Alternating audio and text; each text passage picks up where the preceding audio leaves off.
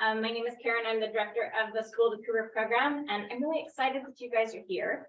And I think this is the first time School to Career has done in a while a real estate and staging presentation. And I'm really happy that we have some interesting presenters here to share their stories. So again, my preferred pronouns are she, her. And the reason I'm interested in this is because I really don't know enough about I know surface level of what a realtor does. I don't really know much about commercial at all, and staging fascinates me. So I will then pass this on to you. I'm Elizabeth, but I go by Liz. My pronouns are she, her. What high school? I'm from Hillsborough High School, and I chose this because it seemed really interesting. My name's Esmeralda. And can you speak up just a little bit? Yeah, my name's Esmeralda, and my pronouns are she, her. I came from Glencoe High School, and I chose this because I wanted to learn more about real estate. Residential, commercial, they're I don't know. She might be able to decide after she right, slides, Yeah. right?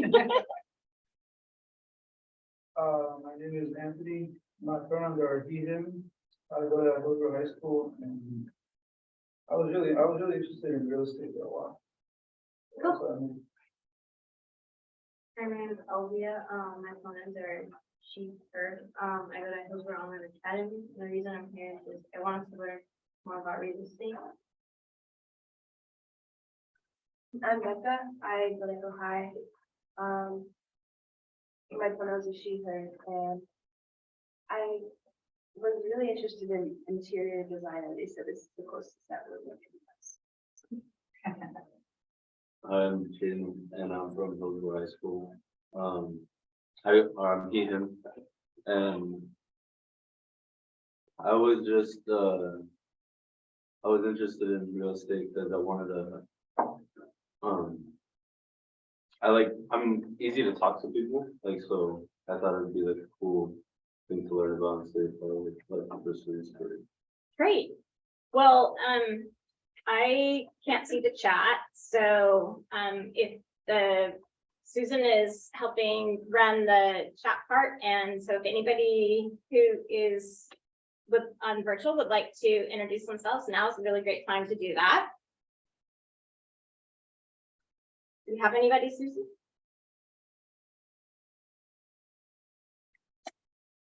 All right, well, just a couple quick housekeeping. Again, there's the check-in QR code that you can use to make sure that for those attending virtually, you have checked in. I think everybody in here did it. And then we want to have the next slide moved. Something fun to do. So we ask everybody to be fully present and engaged, phones away. So that way we're giving all of our attention to the presenters. And then I don't know if anybody needs any pens to take notes, let me know and I can go grab some, but just really feel free to look over the questions, the great questions, and ask questions, because that's what our presenters are here for today, to help you get as much information as possible. And again, for everybody who is watching virtually, this is being recorded, so make sure that the display is only showing your first names. And with that, let's enjoy the presentation, and I will let you guys introduce yourselves. we do presentations or? Awesome. So they're enough from us. Right.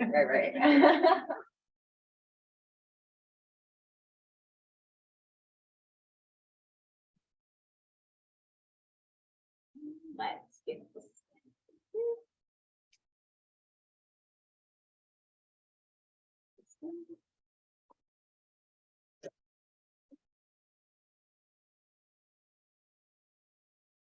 You want to go ahead and just Do you want to throw it in the slideshow? Yeah. Slideshow. it should be. No, up here. Where I'm pointing up here and you're looking. Slideshow.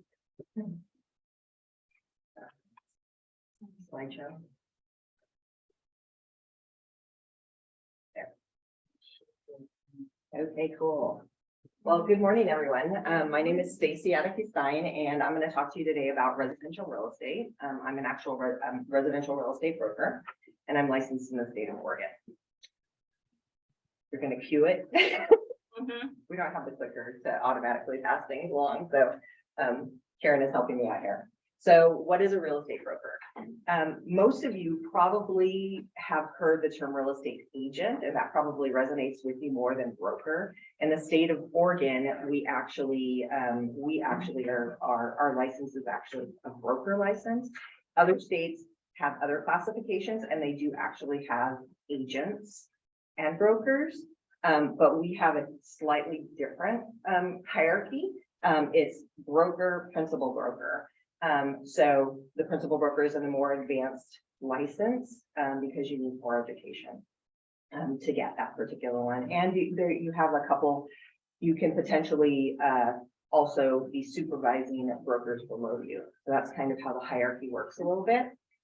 So essentially what is a real estate broker? We help people, clients, buy and sell houses and possibly even rent properties, right? Certain types of properties and housing and such. So these particular definitions of licenses that we have in Oregon, because we only have 3 in the state of Oregon that are tied to real estate, I pulled directly from the Oregon.gov site, specifically the real estate agency section of that. And so these are the definitions from there. So essentially we have the broker's license, which is an entry level license that you get. And while you hold that license, the entire time you hold that license, you need to be supervised by a principal broker. So somebody that has higher education, right? The second license that I have listed out is the broker, or the principal broker license. And again, this is when you need additional education to attain. Before you can apply for a principal broker license, you actually have had to have 3 years of experience as a broker before you can actually apply for a principal broker license. All right. Again, principal brokers do essentially the same thing that brokers do, but they do, depending on the hierarchy of the brokerage or agency that they're associated with, they might have additional, what's the word I'm thinking of? Additional things that they do, right? Like supervising other brokers, right? Or actually supervising other principal brokers as well, just depending on the hierarchy, right? Property manager is another separate license that you can get. So this is basically what they do is when you have a property manager license, you help people with rental properties, right? Like apartment complexes or clients that might have investment properties that they end up renting out. That's what a property manager does. So in the state of Oregon, you can only hold one of these licenses at a time, right? In residential real estate, so that, and that's something that Karen, when she comes up and she talks about commercial real estate, slightly different than residential. In residential real estate, if I want to help people buy and sell houses, I need a broker license, right? And if I want to help people do rentals, then I need a property manager license. In commercial real estate, a little bit different. They actually help people with leases as well as buying and selling properties on the commercial side of it. So all they need is a broker license, right? And again, Karen can dive a little bit more into that when it's her turn because that's her jam. All right. I've listed out the actual website again that you can get all this information from there. I'm not sure. We Karen, will be sharing all the slides with you. Awesome, because there's a couple slides in there that you're going to go, ooh, that's too much information, and I'll like skim through those. All right. So if you move on to the next slide. All right. So all 3 of those licenses reference professional real estate activity, right? It's somebody who is licensed to perform professional real estate activity, right? By some statute, I think it's 696.010 is the statute. It says it on the other page, but anyway, so there are 14 line items and points that are called out that encompass what is or define what is professional real estate activity. So I have some listed here. If you can go on to the next slide, Karen. Those are the rest of them, but the gist of it is professional real estate activity is helping people buy or sell properties, potentially rent properties. There's advertisement that's tied into that. There's all these different layers of things that are considered professional real estate activity. Okay. We can go on to the next slide. All right. Do the point. To the point. Okay. So what are the requirements? So again, taken from that same website, the requirements to become a licensed real estate broker are, first, you need to meet the qualifications. Those qualifications, 3 different qualifications. You need to be 18 years of age. You need to have a high school diploma, GED, or an international equivalent. And you need to complete 150 hours of broker pre-license education. All right. Once you have all of those qualifications, you need to obtain a license. To obtain a license, you have to apply for it, and you pay a non-refundable fee when you do the application. Currently, it's $300. I don't know if it was cheaper before, but when I got it 2 years ago, it was $300. It's still $300 right now. So, and then you need to take that test and you need to pass it. Right. And there are 2 portions of that test. There's the state portion and there is the federal portion of it. Right. And you can, so just so you know, passing wise, it's not, you don't have to pass it all in the first time. There are many people who don't. There are many people who pass maybe the federal section and not the state section, or vice versa. You will have additional opportunities to pass the section that you didn't pass. You just have to pay like a fee to actually take the test again, essentially. All right. Let's see. And then once all of that is said and done and you've passed, then there is also a background check that needs to, you need to pass as well. Once you're cleared with your background and all of that, then your license, you are issued a license, but that license is actually not activated until a principal broker in the brokerage that you want to sit in activates it for you in the system. Right. So that's the other thing that you need to take into consideration. And as you're going through the process, you also need to be cognizant and thinking about the different brokerages out there that you want to have conversations with about, you know, if you want to work with their organization or not, or their brokerage. So again, the entry level broker license needs to be supervised by a principal broker, and every brokerage has a principal broker that does supervision, right? And different brokerages have a whole bunch of different things. And there are the boutique brokerages and the bigger brokerages like Keller Williams. I'm at an actual boutique brokerage. My brokerage doesn't have as much like scheduled training and additional education training opportunities as maybe the bigger Keller Williams does. Or what is it? More Realty is really popular out here. Principal, what is it? Property group one. Anyway, there's a handful of different. Since 21 even around anymore. No, they're around, at least not here. So anyway, those are the different brokerages that you might want to reach out to and such. The other thing to note is that our brokers are typically self-employed, commission-based, independent contractors. And what that means is that I registered a business name for me specifically, but I hang my license. So the brokerage that I work for, I actually put my license under their hierarchy, right? But all they do is, well, I mean, they do a lot of things, but the main thing is that they have me listed as a 1099 contractor. So they are not obligated to give me certain things that they would need to give to an employer, or I'm sorry, an employee. So that's a little bit of a differentiation, right, on what happens. However, there are a couple agencies or brokerages out there. I think Orchard is one of the newest one. I know Remax did at some point in time, or was it Redfin? Redfin at some point in time actually had employees that worked for those companies. that was kind of just a different track, but in general, most brokers are independent contractors and self-employed, right? So this slide's just talking about specialization, right? Things to think about if you're going down this path. If you want to, focus on the different types of real estate, right? The commercial real estate aspect of it or the residential. As Karen gives you more information about commercial, you might decide that you align more with that. So that's a specialization that you can do. So that's the preliminary specialization that you need to be thinking about.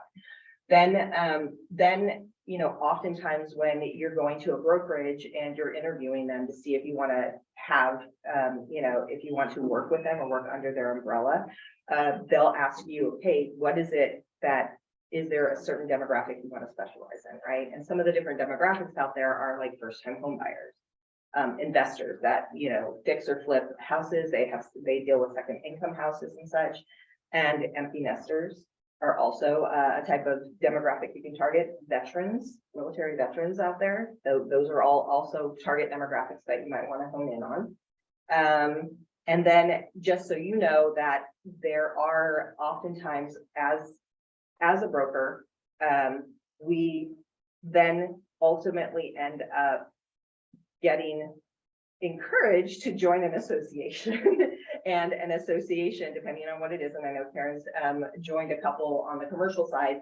From the residential side, it's the National Association of Realtors, right? Now, the thing about, so Karen mentioned earlier, realtor, right?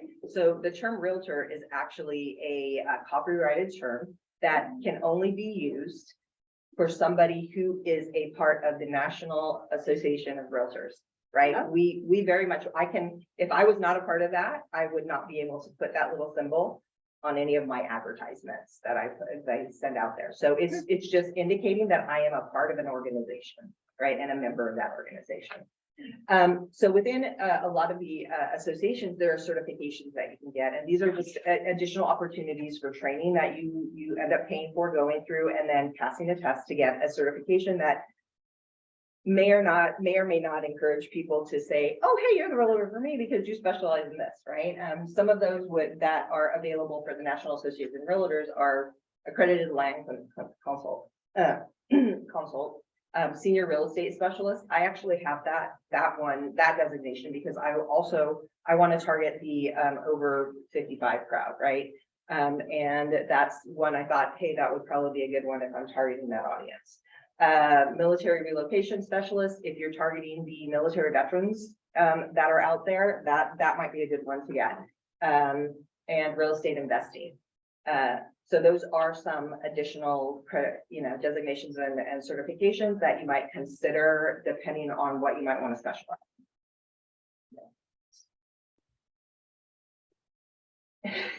I hit it. It didn't move.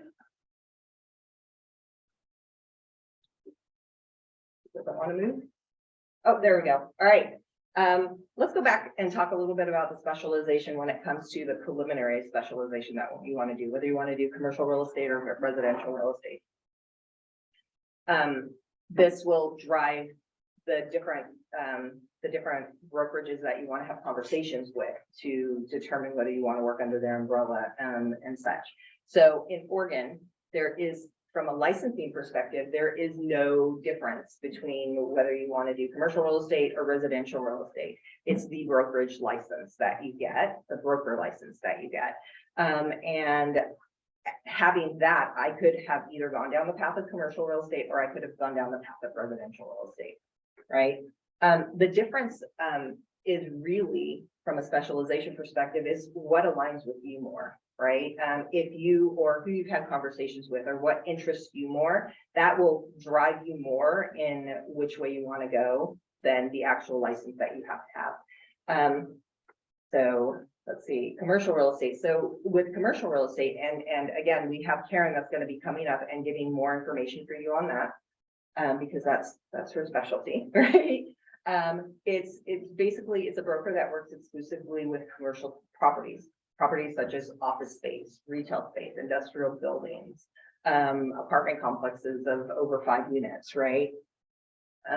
That's the space that you're gonna be working in. And they do sales and leasing, right? So buys, sells, leasing, all of that with companies, with private entities, right? In residential real estate, we work exclusively with residential properties, that's your single family houses, your condos, townhouses, multiplexes like duplexes, triplexes, even, a small apartment complex of, 5 units or less that you actually are living in at the same time that you're renting out other units, that would be considered a residential property, right? And then what we do is we assist clients in the purchase and sale of those properties, right? Okay, my story. So go ahead and to the next one. And so this is what my website says. So if you go to my website, which is www.tuluar-are.com, you will see this information there. And if you also go to my brokerage, the brokerage website, which is connectedrealty.com, you will also see this excerpt here. And it basically is just an overview of, hey, why you want to pick me to be your real estate broker to help you with your transaction, right? I have an extensive history in corporate America, 20 plus years in corporate America, 25 plus years in corporate America. And everything that I did in corporate America was basically assisting clients and helping them get their either issues resolved or helping them get to their project completed. So I have lots of project management experience, issue resolution. I integrate well with other teams. That's just, I'm letting everybody know, hey, these are things and skills that I have that I can apply towards you and your transaction if you choose me to be your broker to help you with your buyer yourself, right? I also mentioned that I speak Spanish because I married a Mexican and moved to Mexico and learned Spanish. So that's, just kind of a little thing at the end there. Right. So some additional information that you didn't know about me is that I'm a nomad at heart. I'm kind of a gypsy. I grew up in a military household. So we moved every year and a half, 2 years, we moved from one house to another house or from one city to another city or another state, depending on the scenario. So I know what it's like I know the emotions involved in packing up your entire household, relocating it to another place, and getting acclimated to the new place that you're living in, right? I did that while I was a kid, right? And it continued on as an adult. Luckily, the person that I married, my husband, he's very flexible. Anytime I tell him, hey, let's move, he's like, okay, let's move.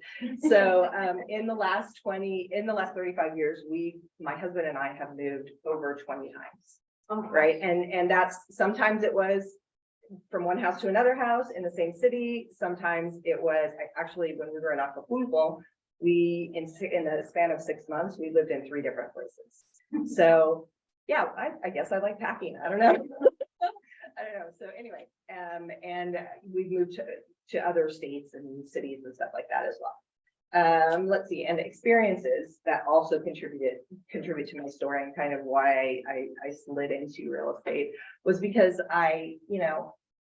renting was it's something I knew throughout my life, and it wasn't something that because we moved so much, I thought, oh yeah, renting's the thing you're supposed to do, right? I didn't know that there was another option or buying was a good option until we actually sat down with a mortgage broker about doing financing and stuff like that to support a buy.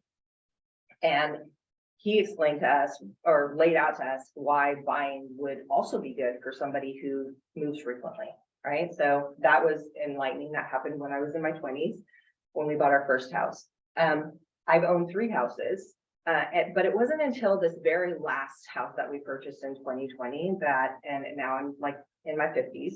So I'm seeing things a little bit different. And I'm also in the industry. It also led me kind of into the industry as well, because I know the value of having a home and what it means and why, and I know that I don't need to be afraid of if I want to move in a year and a half, I don't need to be afraid that I'm gonna have this house payment that I have to make, because there are certain things that, lots of different things that you can do. With just owning a house and how you can use that as an investment property if you move on to another area or buy another house. So that's me. So what brought me here? I mean, simple answer to that is a corporate layoff in June of 2020. So at that point in time, I was laid off from a job that I had been in corporate America, and I needed to kind of take a step back and figure out, hey, what is it that I want to be when I grow up, right? Because this is an opportunity for me to decide that, to think about it. So I kind of needed to answer a few questions to get to where I was, right? And some of those things, or to answer that question, was to basically assess my skill set, aptitudes, core values, determine the importance of my work-life balance, because the job I had before, I was working 50, 60 hours a week. Work was like always interrupting my home life. So I needed to figure out, hey, what is the work-life balance that I want? And is this something that can give me the work-life balance that I want? I also needed to rethink some of the stuff that I wanted to do when I was younger, that I just never did for whatever reason, right? And real estate was one of those things that I thought about in my like 20s, late 20s, early 30s, just something that a path I just didn't end up going down. And then I needed to define my value proposition, right? Figure out what it was about me that I could offer to any new career path that I wanted to go down, right? So that again was tied into assessing my skill sets, aptitudes, and core values. So why this career path? So in addition to all of that thought process that I have, when I identified the different careers that I thought, okay, hey, I can jump off and go this way or that way or the other. I also needed to assess the financial impact of my household, a career trajectory, right? How far I wanted to get in an industry, if there was room for growth, what opportunities could I have going forward? And did I want those additional opportunities, right? The flexibility of the role itself and the enjoyability. If it was something that I felt that it was going to be enjoyable for me to do and not going to stress me out, right? Not to say that there's not any stress involved, but you know, that's all just based on you and the way that you approach it, right? So after taking all of that into consideration, I just decided, hey, real estate, it just felt right for me. And that's the path I went down. Again, did some research, talked to a handful of different realtors that I know, or real estate brokers, and they're also realtors, but just to find out, hey, what does it really mean, right? Got some great recommendations and information on that. So, okay, so what I found, remember earlier when I said you get that most brokers or real estate brokers are self-employed solopreneurs that are out there doing it on their own kind of thing under their brokerage. What I found was that it really can be lonely, right? Because everybody is at a different phase in their career path. And unless you go into one of the bigger agencies like Keller Williams, that they have all of those classes that you can attend and learn more information about and meet new brokers that are coming on, you're really going to encounter a lot of different people at different phases of their career. And some of them are super busy and may give you time, but you have to be very cognizant of the time that they give you. So I found it was really hard for me coming from corporate America, where I had a team environment where I was helping and supporting a team.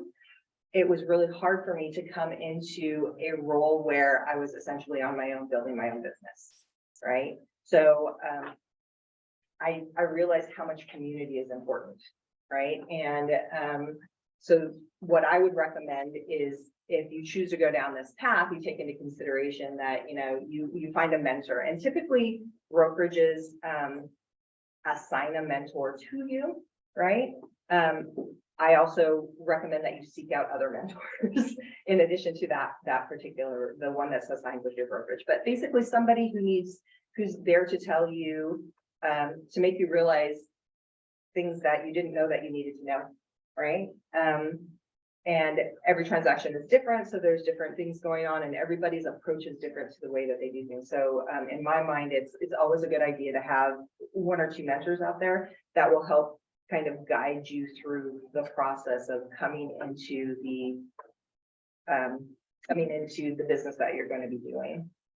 I also recommend that you find a group or two of like-minded individuals who you can relate to that are going through the same or similar experiences. That doesn't have to necessarily mean other real estate brokers. It could mean other people that are starting small businesses that are coming up through and learning what it means to be a small business owner. And they might be going through something that is just a small business owner kind of thing and not a broker specific thing, right? And so they can assist you.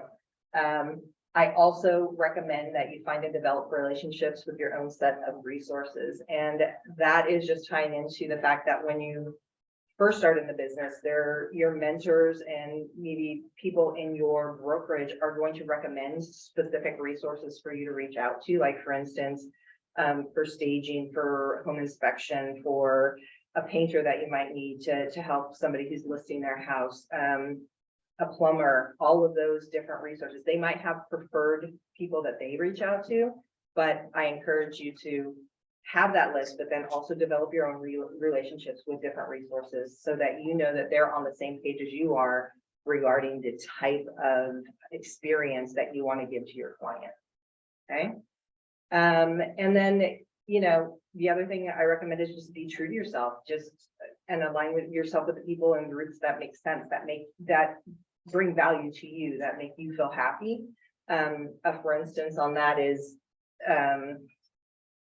I have a friend who's also a broker, who's been in the industry for a while. She joined the Elks Club, right? And she loves it. She absolutely loves it. My brother in Southern California is like, Stacey, you need to join the Elks Club. And I'm like, so I went, and really great group of people. They give back to the community. They have really, awesome structure, but it's not for me, right? It's for her, but it's not for me, right? So you need to really be true to yourself in that, right? Knowing that there are certain things that others are going to recommend for you to do that you need to determine, hey, is that something I truly want to do or not? And that's to say in anything, right? Not just to become a real estate broker, right? All right, so how do you do that? How do you create community, right? Well, I mean, you create community within the industry, which, you can do. I've listed out some of the local diversity chapters or groups that the National Association of Realtors kind of highlights on their pages, places for you to go to see if, hey, do these groups resonate with me? Is this something I should go down the path on? Because almost every organization and group has some form of community event that they join, or typically look at the chamber. There's, I don't know what. Council. Yeah, there's councils you can join. There's events that happen throughout the month, that you can join and go to that have different people that pop up into them. So it might be a good opportunity for you within the industry to kind of hone in and figure out, oh, hey, are there people that are like-minded and fall into this category that I can relate to that can help me down my path? So again, I've listed out some of the ones on the the National, National Association of Realtors.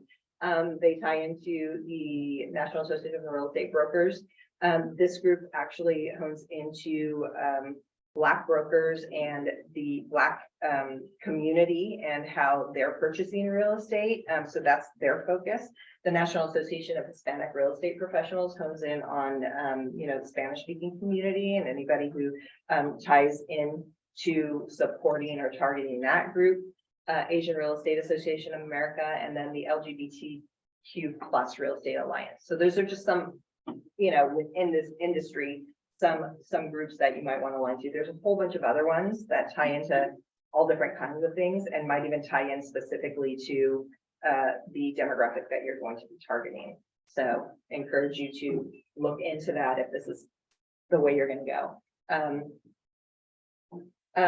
So you also encourage you to create community outside of the industry, right? Because especially as a real estate broker, inside the industry is really great because you meet lots of people, you get to find out, hey, who are your resources? You get to determine who you want to meet with to have conversations for your resource list, your list of resources that you have. But you also need to know, I mean, if they're all realtors, they're not necessarily going to be giving you leads to help people or get clients, right? So you need to kind of go out there and network a little bit to find other people in the community that you can get to know, that can feel confident in what you do and how you are and your personality, and can help either hire you as their broker or refer you to some of their friends and families or people that they know as a potential client, right? So there are some local networking sources, right? The Chamber of Commerce is one of them. Obviously, we're here with the Washington Chamber of Commerce, Washington County Chamber of Commerce. There's also the local, the Beaverton, Tualatin. I know people that are in all of these chambers that they felt when they joined the chambers, hey, this is a great opportunity for me to get to know other people that are small business owners that can help me with challenges that I've had, or help them with challenges that they've had building up their business, right? Also, you can go on Meetup, find business-centric groups that are out there that can help you, or even personal interest groups that are out there. And then clubs and organizations like Toastmasters is a good one, especially if you want to do public speaking, or maybe you don't want to do public speaking, but you think that you need to, that it would be good for you to come and kind of get past that and learn how to do that. And have more confidence in yourself when you're up talking in front of people.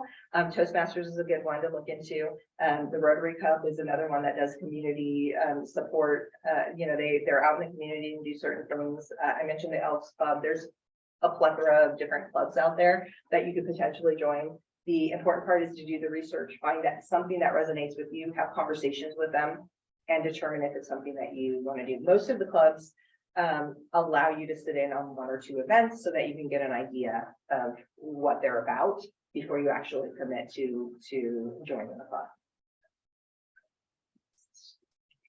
All right, so in conclusion, if real estate is the path you want to go down, and specifically residential real estate, or actually any real estate, I recommend that you talk to a couple of the different roles that support real estate, right, that are in the industry.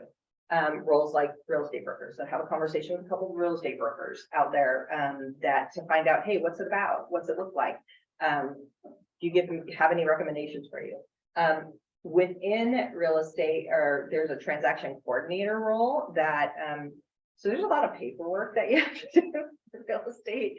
And as a new broker, it's important for me, or at least it was important for me to get to know all of that paperwork that needed to be done. But as you advance in your career, if you're busy enough, all that paperwork, you could say, hey, I want to offload on that into a transaction coordinator. So the transaction coordinator, likely they can, or they could have a broker's license or not, but either way, they're basically helping with all of the paperwork that's necessary. And oftentimes they're helping more than just one broker, depending on the scenario, right? So that's another person you might want to have a conversation with, because if you resonate just with, hey, I want to get all the paperwork done, I don't want to go out and talk to people and do any of that other stuff and help them buy or sell houses or see stuff, then a transaction coordinator might be a person that you want to talk to. A mortgage broker. So unless you have all the cash necessary to purchase a house, there's going to be a financial component of it that is a loan component of it, and that loan component needs to be addressed by somebody who is an expert on that, right? Which is a mortgage broker or a lender or someone like that. So there's a lot of different lenders out there, mortgage brokers you have conversations with. They basically assist with the financial piece of it, get somebody pre-qualified so that I, as the broker, can go out and show them houses and make sure that we're looking at the right price point, right? Let's see, escrow representatives. They work at title companies and they are kind of the third prong in the process of helping us get a client to the end of their transaction. So once a contract is accepted and everything, the escrow representative is a third party representative that makes sure that we're hitting all of the, or that we're not missing, I shouldn't say that we're hitting, but that we're not missing any of the milestones that are needed based on the contract that we've written to get to the closing date. Right, so those are always good people to have conversations with. And of course, a staging specialist, somebody who does staging, which luckily we have a presentation for later today by Catherine that's gonna give you more information on that. Right, so now are we gonna open up for questions now or later? Well, I think a little bit might be helpful is what you do. What's a day in the life? Like, how does that, you're now you have your license, Mhm. you can sell property. What's that look Right. like? So a day in the life. So as a new broker, I'm doing a lot of networking to find resources, to find people, to find potential clients and such. So a good component of, a portion of my time is dedicated to that. Once I have a client though, it's a couple different things, right? Getting a client that wants to buy, right? I would end up first finding out if they're pre-qualified for any amount, because before we go out and show them a house or any houses, we need to know what range we're looking at, right? So as part of the initial intake conversation, I ask them if they have somebody if they've already consulted somebody from a mortgage broker perspective to talk about the loan that they may need. If they have not, then I usually supply them with three different mortgage brokers that I've developed relationships with that I think might be good fits for them personality wise and vice versa. So once they're pre-qualified, we then start like looking for houses. I start getting an idea of what their list and what they want to do and what their how many bedrooms, how many bathrooms, what area they want to focus on. And then I create a list, an automated list that basically goes out and searches every time new properties come up and sends them an email. And then I also start looking at stuff on the multi-regional listing. I just start looking at different houses and opportunities and things that I think might resonate with what they've told me they want. And then we start lining up, viewing dates, and I try to cluster them together. I try to do, to be cognizant of their time and my time. I try to line them up in a way that we're maybe going out for 2-3 hours to look at 4 or 5 properties, especially if they're looking in one specific area. It's a lot easier when they're looking in one area. Some clients, they're like, oh, I want to look in Milwaukee, and I want to look in Hillsborough, and I want to look in, West Lynn. And I'm like, okay, then we have to figure out how best to do that, especially if properties are typically coming on the market on a Thursday, and clients, most of them are available after they get off work or on the weekend. So, and that's another thing I look at to see if there are any open houses.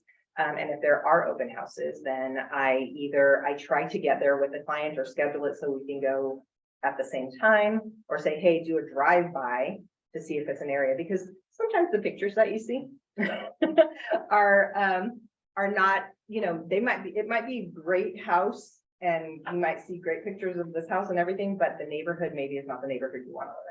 Right. So these are all things that need to take into consideration. So I give recommendations to my clients about how best to approach the search. Let's see what else. If it's somebody who wants to sell their house, there's a whole other set of things that we have to do to prep them to sell the house.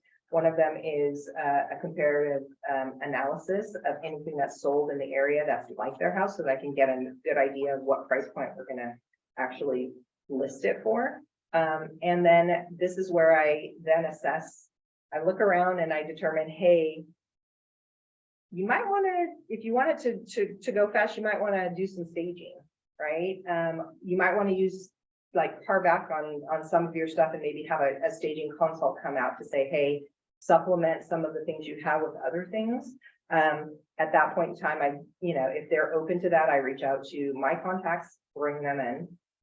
And then if I notice anything that I feel might come up in the transaction that a buyer might want to have like a discount on when they come into the negotiation process, I recommend to them, but let's say they have a back door that's all banged up and everything. And I'm like, okay, you either need to replace your back door or paint it or do something to make it look prettier, right?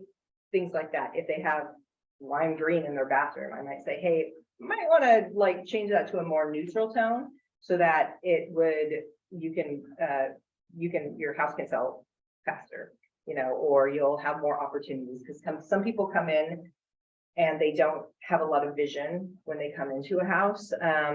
Especially, and that's why it's important, staged houses will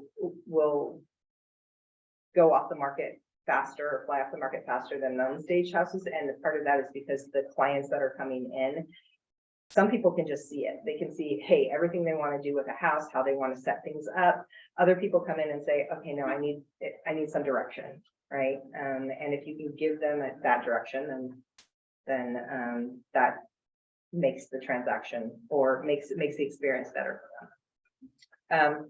But mostly it's as far as a day in the life, it's networking, contacting, just calling out to different potential opportunities, leads, if I get them, and keeping in contact with previous clients periodically throughout the year, because oftentimes your best referral comes from somebody you've already met. So when you get a client, about how long does it take from finding a house to it's sold and they're moving in? What's that process? So when I get a client, it varies. I had a client that the first house I took them out to show them. It was the one they wanted, and we put an offer in, and within 2 days we were in contract. And then it's typically a 30-day close. I think that one we did a 25-day close.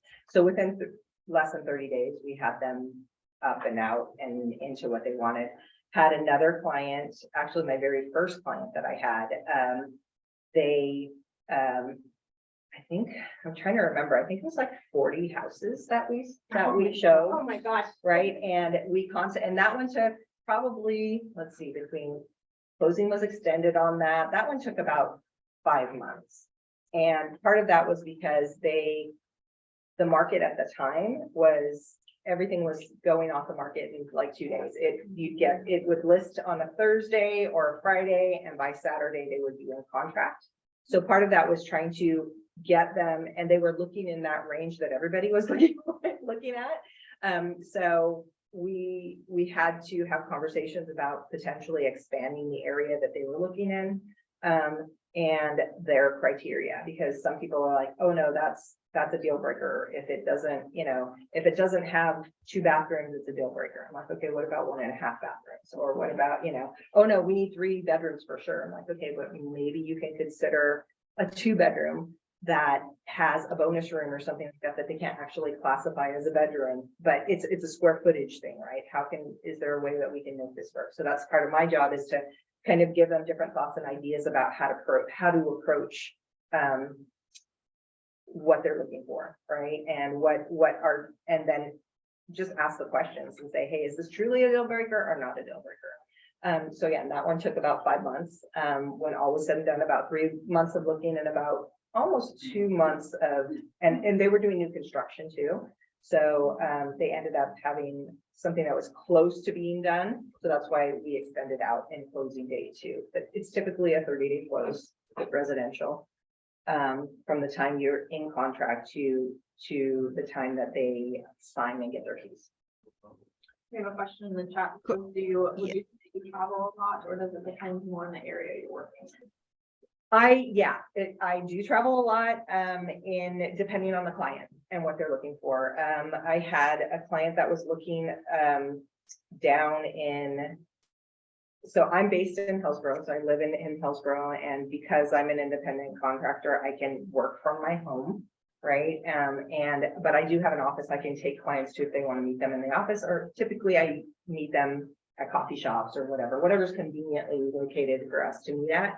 And I had a client that was looking in the St. Helens area, right? And so I had to go and travel to St. Helens to every time we wanted to go see properties. This one client I mentioned, my very first one earlier, we were looking in Hillsborough, we were looking in Beaverton, we ended up in Newburgh, right? Another client that was wanting to look in Milwaukee, and we ended up in Gladstone, right? So as things came up and popped up, I just, the longer we started seeing things and I saw the reaction to places that we were looking at, it gave me a better idea of what to hone their search for. And oftentimes I would expand it beyond just the area that they were looking at, just to see, hey, is this something you would consider or not consider? And sometimes they would. Other times they were like, no, we don't want to live in that city, or that's way too far out. And all things that, knowing your client and asking all the questions and getting to know them as you're taking them through the process, just helps you hone in on what they're looking for a little bit more. But yes, lots of traveling. So then do you spend time really researching the areas and knowing like the neighborhoods, like, oh, this is where have an understanding about the school. So it's like if it's a family and they're like, what are these schools like? Is this a safer neighborhood, or is this one that may soon be houses torn down and new growth is coming in, urban growth boundaries, like all those questions that for understanding for long term? Oh, yeah. So essentially what I do is I ask questions to elicit answers to some of those questions. Are schools important or not? If they have kids, one of my first questions is going to be, or they're a young couple and they're going to have kids eventually. First, I need to assess with a young couple that doesn't have kids yet, that might have them before. It's like, okay, are you thinking of this as you being your starter home? Right? Because a lot of people come in and they have a house that's not their like end all be all house I'm going to live here forever in. It's going to be like, hey, this is the first house that I'm going to get, so that when my family grows, I can get into something bigger, right? They're going to get the equity in and the investment piece out of purchasing the house. And then it's like, okay, if you end up having kids, you really don't have to worry about school districts. You think you're going to move in the next 5 years or so, right? So part of it is like, hey, these are the school districts that you're looking at. Are you good with them? These are the schools. And every single time a listing comes up, it references a school that is associated with that property address, just from the general the search that ends up happening. So I was encouraged that, hey, did you look at the school districts? Did you look at the schools that are designated with the house? Are you okay with that? Because it's up to the client to do their due diligence to ensure that that area is a good area for them. I just need to be cognizant to remind them to do that because I don't want to be in a scenario where we end up getting this perfect house for all intents and purposes that they love, that's 100% dialed in, but is not in the school district they want, or the elementary school that they want their kids to go to. Then I have to say, okay, it's a different school. Are you guys okay with this? Even though it meets all your other criteria. And so this is a conversation piece that we have when we go back and forth to decide. And ultimately it's up to them whether they want to see it or whether they're going to move forward with it or not. Yes. What is the salary range for staging? For staging homes, okay, that we're going to have to defer to Catherine maybe later in her presentation. But just my experience in helping my clients contract stagers, it just varies depending on how many rooms they want to stage and how much time and effort is put into it. So again, Catherine will give you a lot more information on that. What's the salary range? Is that realtor? It varies because again, we're 100% commission based. Right. And so it has to do with how much you're out there working it, and the average nationwide is like 35,000. Here in the Portland metro area, I believe it's like 45, between 40 like, let's say 40, right? But again, it really depends on the effort that you put into it, what you end up getting back. There are some people that go out there in their first year and they kill it and they make, $80,000 to $100,000. It just really, it depends. Does the commission, do you get to set that yourself, or is that determined by Keller Williams, say? That's a great question. So there's a couple things to consider from a commission perspective, right? First is, do you get to set it yourself? Yes and no, in the sense that the listing agent, when they're listing the house, and so if I have a client that wants to sell their house, I actually negotiate the commission from that house, and I'm negotiating the overall commission that ends up getting split between the buying agent and the listing agent, right? And then I will put a designated amount on the listing in the private remarks to let any of the buying agents that are out there looking for their clients know how much commission they're going to get from the sale. Okay, so that's that commission component of it, right? The other component of it is, once you're associated with this hierarchy, right? Every single brokerage has, you'll negotiate a contract with them as their independent contractor, how much of a split the commission or the brokerage gets, right, of your commission. So there's typically an annual cap that ends up happening, right? So you don't have to worry about always having to give them 20, 30, 40%, depending on what your structure is going in. Newer agents that don't have a lot of experience will get, a split that's will end up paying their split. More of their split will end up going to the brokerage on their things until they meet their commission, or until they meet their their annual cap. So it just varies. It can be a 60-40 split, a 70-30 split, an 80-20 split. And part of that is experience that you have. There are some agencies that are bigger out there that if you know you're going to kill it because you're like really connected to everyone and 5 million people that are going to buy houses, you could go in and you could actually say, hey, there's a desk fee that I'm going to pay this particular amount to actually to upfront to the agency or to the brokerage. And that way I don't have to worry about my commission that I'm getting being split between the brokerage and me. I get 100% of whatever commission comes in for myself. But there's an upfront price to that, right? So again, it's really important to shop a brokerage, figure out what one works best for you based on how you think you're going to be entering the role. If you wanted to expand and help clients in different states, is that an option? Like, do you have to retest in those states, or can you buy licenses? Yeah, you have to be licensed in the states that you work in, right? There are some states that have reciprocal licensing, and that typically pertains to the federal portion of the state. Remember how I said there's two portions of the state of the exam. There's a federal portion and then there's a state portion.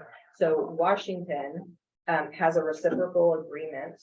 I think it's within the first, I don't know if it's the first year, 2 years of passing one exam. You can then take the Washington exam. Like, so when I passed the Oregon exam, I then had an opportunity within the first year or so to take the Washington exam and only take the Washington's state portion of that exam and not have to take the whole exam. But yes, you do have to be licensed in the state that you're actually working. What does it take to get to sell those multi-million-dollar homes? Oh, I haven't sold one yet, so. I did have a client though that purchased a log cabin on a 10 acres of land. And that one was it was like in the $900,000 range.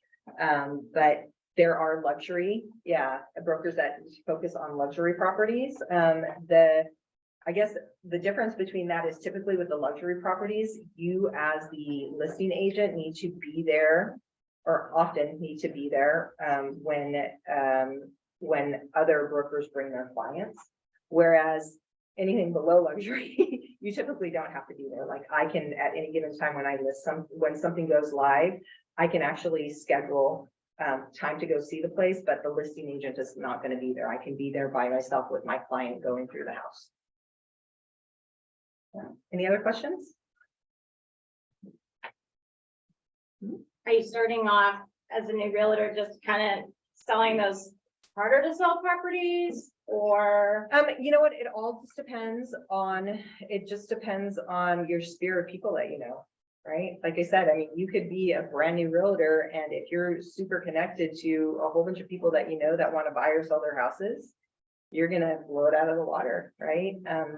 Or you could be like me, because I'm easing into it a little bit slower, because I'm new to, I've only been living in the area for 3 years, right? And so I didn't know a lot of people. The part of the time that I was living in the area, I was working 50, 60 hours a week, so I didn't get to know the community. So I spent my first year in the industry trying to build community and figure out how to get into the communities and know people. And build relationships, because to me, that's what's going to sustain me going forward.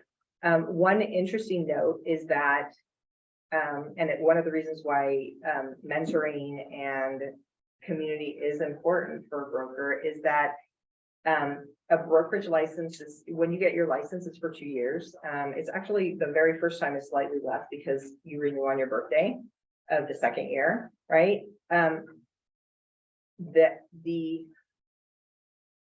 oftentimes the license is not renewed by brokers, right? So they check it out, they try it, it's not working for them.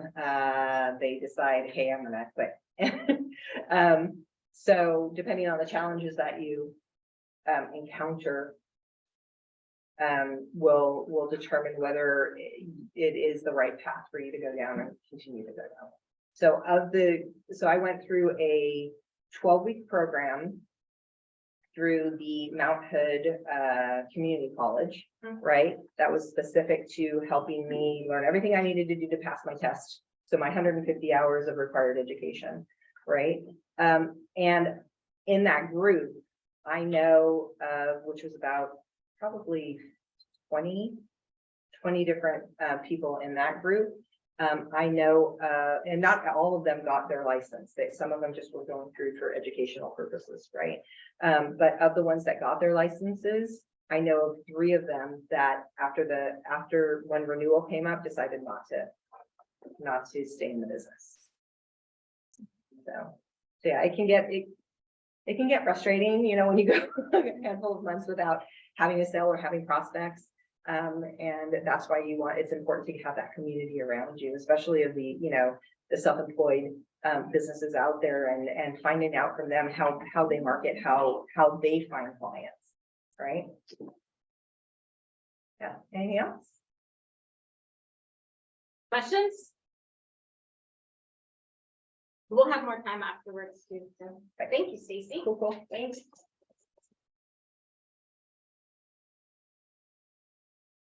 All right. Does anyone need a bathroom break?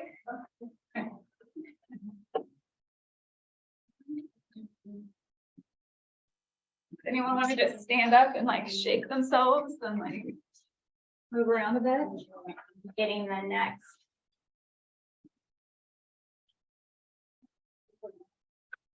Yeah.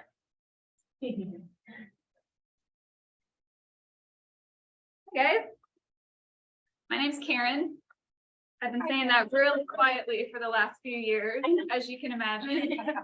But it's the name my parents gave me, and talked about changing it. It made my mom really sad. So Karen it is.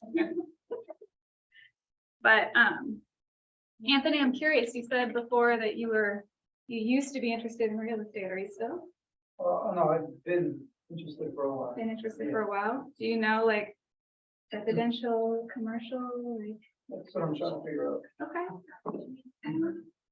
Anybody else? Like you were thinking interested?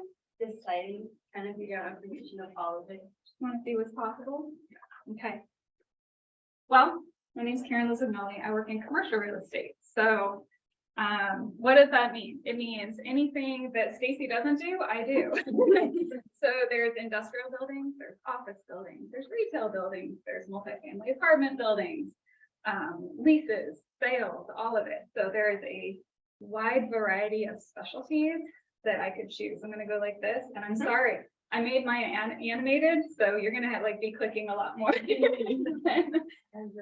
So what does the broker do? We facilitate, we help. Can you, Liz, tell me if there's anyone in your world that's ever used like a commercial real estate broker? Can you imagine like what we might do? Just like one idea. Don't look at that. That's cheating. You're cheating. Yeah, here. And I put you on the spot earlier. So yeah, we find buyers. So say I have a property and I want to sell it, right?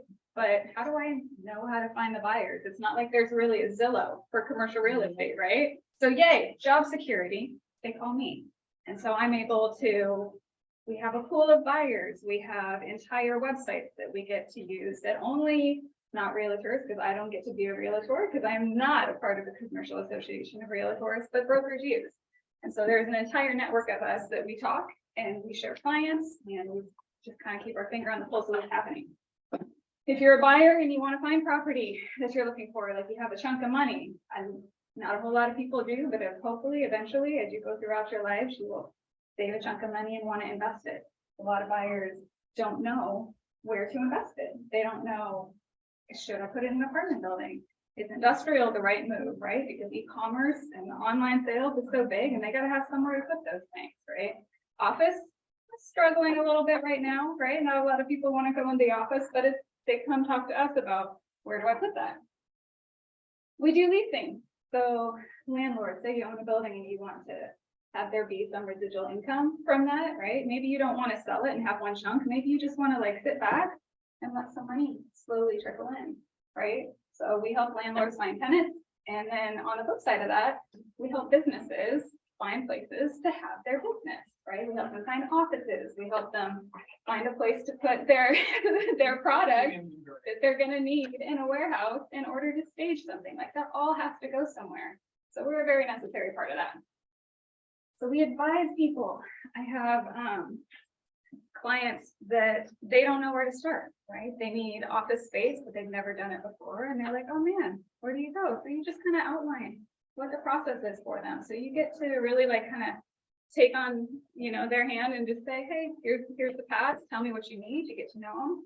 We handle negotiations all the way to completion. And so what does that mean? So if it's a lease or a sale, there's something called a letter of intent or a proposal. And you just put it down and it's got like 10 points on it. It's not a full contract. It's just like you come to terms on those 10 points and then you turn it into a contract. It's a really easy tool in order to just be able to have a conversation. And when a lease is signed, the property closes or changes hands. Questions? Please don't wait until the end to ask questions. That's I like feeling like we're a part of this together, right, Becca? Okay. Why did I choose this path? That's a really good question. I chose this path for a lot of reasons. I had a odd start. I went to culinary school. I opened a catering business, right? Nothing to do with real estate. After a few years of doing that, I realized I have no weekends, I have no holidays, I have no evenings because that's when everybody's doing catering things. And I was just like, you know what? I'm in my 20s at that time and that wasn't for me, right? So I got out. I did administrative stuff for 15 years, guys. 15 years. And then I fell into real estate. So many people in real estate didn't go like into it thinking if I knew then what I know now, I would. But so many people don't go into it thinking like, oh, this is what I'm going to do with my life.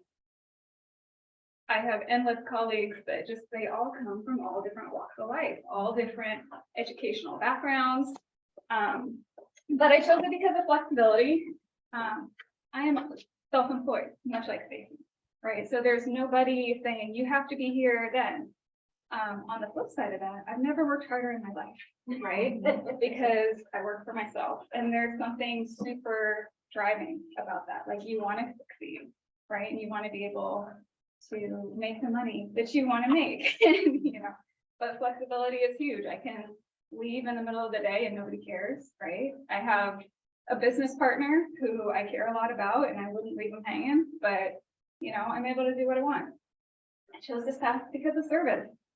I have a hospitality background in catering and food, and I worked in restaurants, right? And I do love service. I love saying, hey, you know, Jaden, is it? Jaden, what do you want out of your life? And how can I help? Right? Like, where do you want to go with your real estate? Maybe you have a little bit of money. Maybe you want a business and you don't know where to put it. Like, I love the service aspect. Income potential. 15 years of being an admin, and I ended up 5 years ago working for a real estate company on the admin side. And I would watch these brokers and I was like, cashing these checks for them, right? And I'm thinking, oh my goodness, like what they do isn't rocket science. Like, I think that I could do that, right? And there were a couple of things that I had to get over that scared me just crapless, right? What were they? There were two things. One, full commission, right? That's scary because you don't have that salary, you know. But I have a wonderful mentor. I had people that believed that I could do what I could do. So I spent 4 years, guys. I have been licensed for 4 years. And I just kind of dipped my toe in, right? Like I was, hey, you know, I can help you with your book of business, Mr. Broker Person. Let me just follow you around. Let me learn this, you know. And finally I was like, I can't get over that. And then the cold calling, right? Who likes cold calling? Who likes the idea of cold calling? Do you guys know what cold calling Do you is? know what cold calling is? Oh, okay. Cold calling is I knock on the door of somebody that has an industrial building, is in an industrial building, and I'm saying, hey, nice to meet you. Jaden, I'm Karen Elizabeth. I noticed that you have this space. I have this space over here around the corner. I'm just curious if you want to know about it and get to know you and that kind of thing. That's cold calling. And a lot of the time, let me quantify that. I would say that I get people that want to talk to me probably about 60% of the time, right? Which is good. A lot of people. Yeah, don't I have- wouldn't get that result. Well, and part of it is I try to make cold calls, warm calls, right? I go into their building because I have a listing nearby and you're able to say, hey, I have this. Do you want to talk about it? Are you at all? If you just try to bring value, you know, tell them something that they don't know. So, but yeah, the cold calling is scary because 40% of the time you have people that don't want to talk. They're too busy. They didn't see it coming, or they see it coming and they're like, let me go the other way, you know, but that has nothing to do with you. You don't know what's going on in their day. All you're there for is to say, hey, this is business. I'm happy to help you. I just want you to know who I am. So 20 years from now, if you have something that you need, you're thinking of me, right? And it's no pressure. It's just that you got to do that. And those are two things that scared me. And at the end of the day, it's that income potential that I was like, I can't get over these two things to try this, right? So I did. It's been good, guys. Don't worry. The community aspect of real estate is real. There are so many people that, you know, how many of you have gone to church? Yeah. So I grew up in churches. My dad was a conservative Baptist pastor. It was rough. But, you know, there's a certain sense of community, and I don't know, do you have a sense of community from anywhere? Like sports, yeah.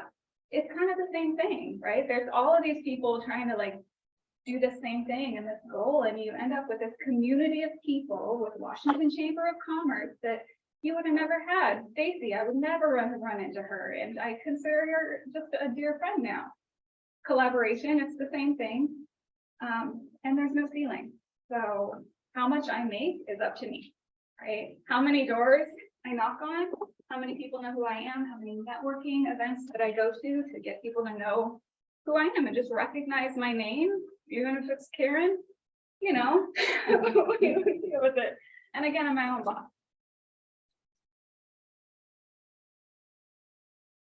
You have to keep clicking because there it is. What's the difference? We talked about this briefly. Okay. Yep, I talked about this. I don't need to reinvent the wheel. Some famous dude said, "I land, they're not making it anymore." Right? Right? It's a limited, the best investment on earth is earth. Somebody talking about real estate sales was the perfect training experience to go into public life because you learn to accept rejection, cold calling, it's real. Learn to meet new people, learn to work with people and find common ground. Real estate cannot be lost or stolen, nor can it be carried away. Purchased with common sense, paid for in full, and managed with reasonable care. It's about the safest investment in the world. And then this one is really important. 90% of all millionaires become through investing in real estate. Right? And people don't realize that. They think there's like this magic key or that you have to be born into it, but it's not. All it takes is a little bit invested to make a little bit more, invest that, make a little bit more, and that's the steps. You just keep going. Who can tell me some people that are famous, just guess, that have like real estate, that invest in real estate? Anyone? No? Okay, click the button.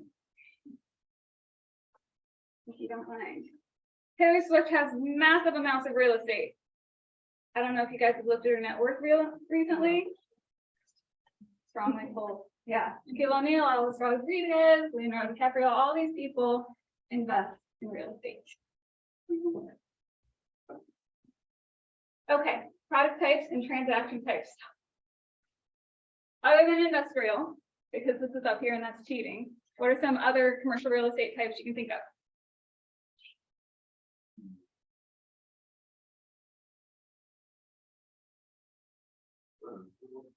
I mentioned some of them when I did my slides. Althea? No? Anything? Come on, Anthony. You've been thinking about this.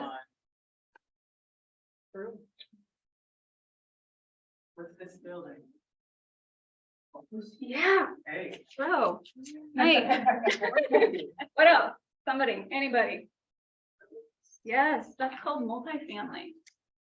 I'll go like this, and then if there's something you like better than what I'm throwing at you, you can always come up and trade it later. Anybody else? Were you guys thinking shopping? Retail? The mall, retail, what do you want, darling? What do you see? Anything. Hotels? Yes. Yeah, Yes. hotels? Hotels, those count as much. Do you want a candy bar? No, well, Okay. You do.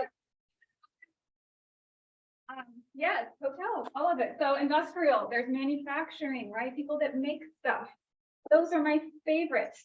And I like office too, don't get me wrong. So I specialize in office and industrial and land. That and is what I Karen's do. name actually is on the board Yeah, we have this on building. So, signage yeah, my outside there. name's on the sign out there. But yeah, industrial is honestly my favorite because it's a lot of, honestly, mostly down to earth people that they love what they do. They're creators, they're makers. And I love that. I love learning something new about an industry that I've never known before. And then there's storage and distribution. It's a little more boring. It's like the Amazons of the world. They store stuff just to distribute it to other people. But we do that too. Next. Office. There's no bullet points because office is really just office. There's the big, huge office buildings. There's buildings like this that are office. And then there's flex. So we do that a lot because we're in Hillsboro. And I don't know if you guys know that Hillsboro is kind of like Silicon Valley of Oregon, but the high tech, the Intel, the semiconductor industry, like super research and development. So Intel is a huge driver of that. So we work a lot with Intel. We work a lot with people that supply Intel with the product that they need. And then labs. And so that is called flex. It's kind of a mix between some office and some industrial space. Industrial space generally will have like a dock door, a grade door, which is like where you can like bring a truck to and like load them up and you go. Retail, it's the malls. Yeah. So there are two guys in my office that they only handle retail. And that's anything from malls to those little strip malls to restaurants to, you can specialize in so many things. So while I choose to specialize here with my partner, there are some people that only specialize in retail. There are some people that only specialize in multifamily, which are the apartments, which are the hotels where anybody lays their head, anybody lives, you consider multifamily. That can also be single family homes in a massive portfolio.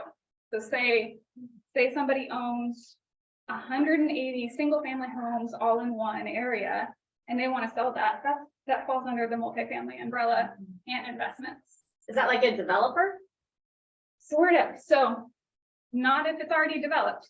The developers, basically, they're one of the riskiest parts of real estate, right? Because they are taking their own capital, their own money, and they're putting it on the table, and they're saying, I'm going to put this at risk, assuming, because I believe that this development that I'm going to do, which can be apartments, is going to be successful, right? So you can develop multifamily buildings, but you can also develop industrial and office and investments. And really that rolls up into all of this, right? I talked about this briefly, but there's some brokers that only specialize in leasing, and maybe they only specialize in tenants. So you can get super drilled down, and that can be part of your value statement, right? Because I can say, hi, I'm Karen. Hi, Karen, sorry. I see you're a tenant. I only serve tenants.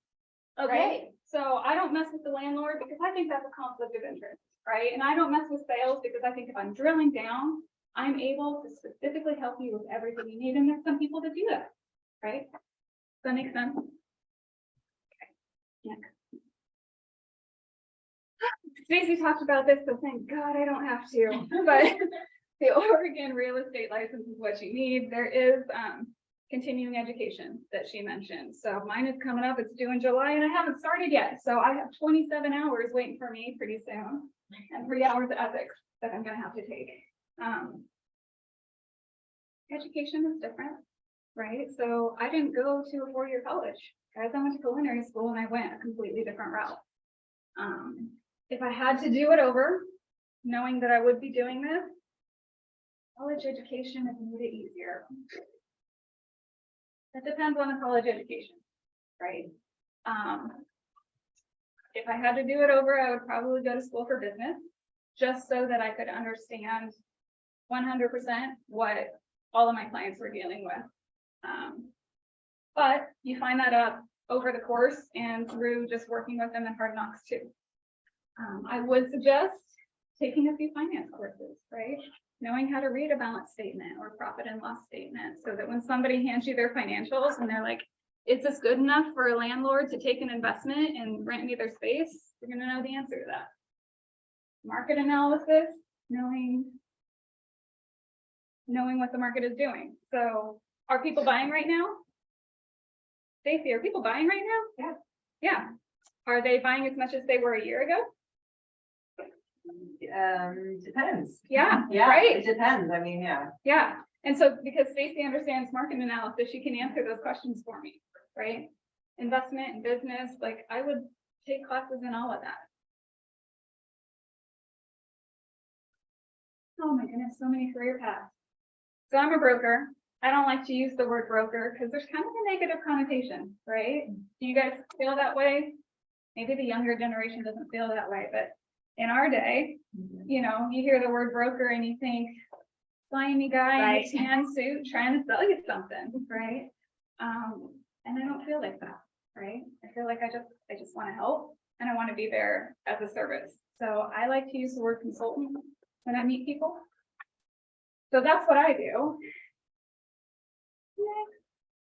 You can also go into property management, which they talk to your clients for you. Say you own a building, but you don't want the headache of actually dealing with it. You don't want to take people's rent payments.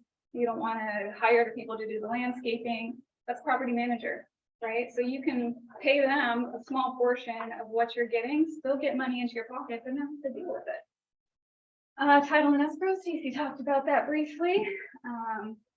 The development side, like I said, those are the guys that take all the risk because they put all of their own money on the table. Finance guys, the mortgage people, you got to figure out some way to buy the capital. If you don't have a chunk of change, it's similar to a house mortgage. You're gonna pay payments, interest payments, all that jazz. Architecture and design, right? We need those people. We need somebody that can go into an office space for our clients and say, okay, tell me what you need. Tell me what you want, right? Maybe you want little pods for your people. You want a couch area because people want the office nowadays to feel a little bit more like home, especially post-COVID world, right? They don't want to get off their couch, so at least put a couch in the office for me. In commercial real estate law, attorneys, there are attorneys that only do real estate, only do leases, only do purchase and sale agreements. Valuation and appraisal, that is, does anyone know what an appraisal is? Like how much something's worth, right? That's your divvy. Yeah, it's how much something's worth. So they walk through a house or they walk through an apartment building and they got the boxes to check and they're able to look at what sold recently and see, okay, this is what I think it's worth, right? Based on what happened in the market and all the other things. And so many more, honestly. There are things I'm not thinking of. There's so many more. Commercial real estate, when you think of it, honestly, a lot of people think of, oh my gosh, there's just old white guys in their suits and they're, right? Yeah. So we're changing that slowly but surely. And there are a lot of people that are really driven to talk to people that have any kind of cultural difference, right? We want people of any gender orientation. We want to be inclusive and we want to get rid of that stigma and that idea that this is just an old white guy's market, because it's not. Because you can get into this as a woman. I'm the only woman broker in my company, right? And so I am especially driven to change this. And these are my friends. These are my friends in real estate, right? And so they're in one of the associations that I'm in. It's the Office Commercial Real Estate Association. She is a property manager. She is an architect. She is a title company specialist.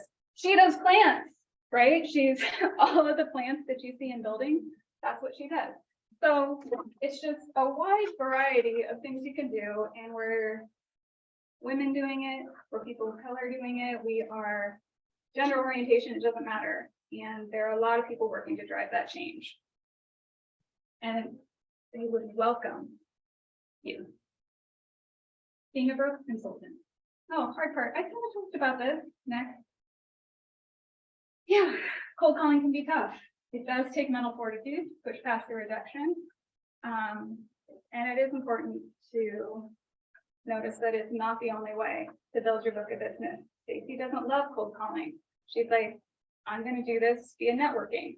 And that works, right? You show up to the county chamber of commerce and you meet business owners and you meet people that might want to buy a house, might want to sell a house. Generally speaking, it is 100% commission. If you don't work, you don't get motivated, you don't eat. It helps that I'm an incredibly driven person and I always want to be like, what's next, right? What's the next thing I can achieve? What's the next thing I can learn? If you're somebody that's driven like that, you're going to do just fine.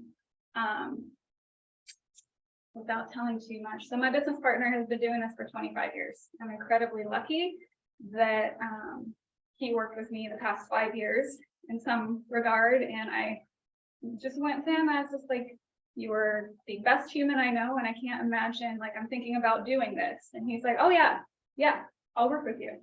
And so I'm incredibly lucky to have that. I don't think that I would have been nearly as successful without a mentor. So that's huge. Stacey mentioned that, finding a mentor, finding somebody that's been doing what you want to do, it's really important.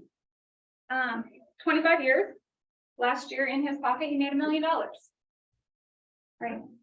So there's that. I did well. I didn't do that well. I'm newer, but I did better than I did as a salaried employee. And the market is ever changing. You have to learn to adapt and pivot when necessary. And I say that, so the interest rates are rising right now. I don't know if you guys hear any of that buzz, right? Just rose the interest rate and like, who cares? What does that mean for me, right? But for a business owner, it makes a difference because maybe they can't buy the building that they were wanting because interest rates are too high, right? So you learn to pivot. You learn to figure out, okay, well, maybe I'm paying attention to just leases for a little while, right? Because you got to go where the business is.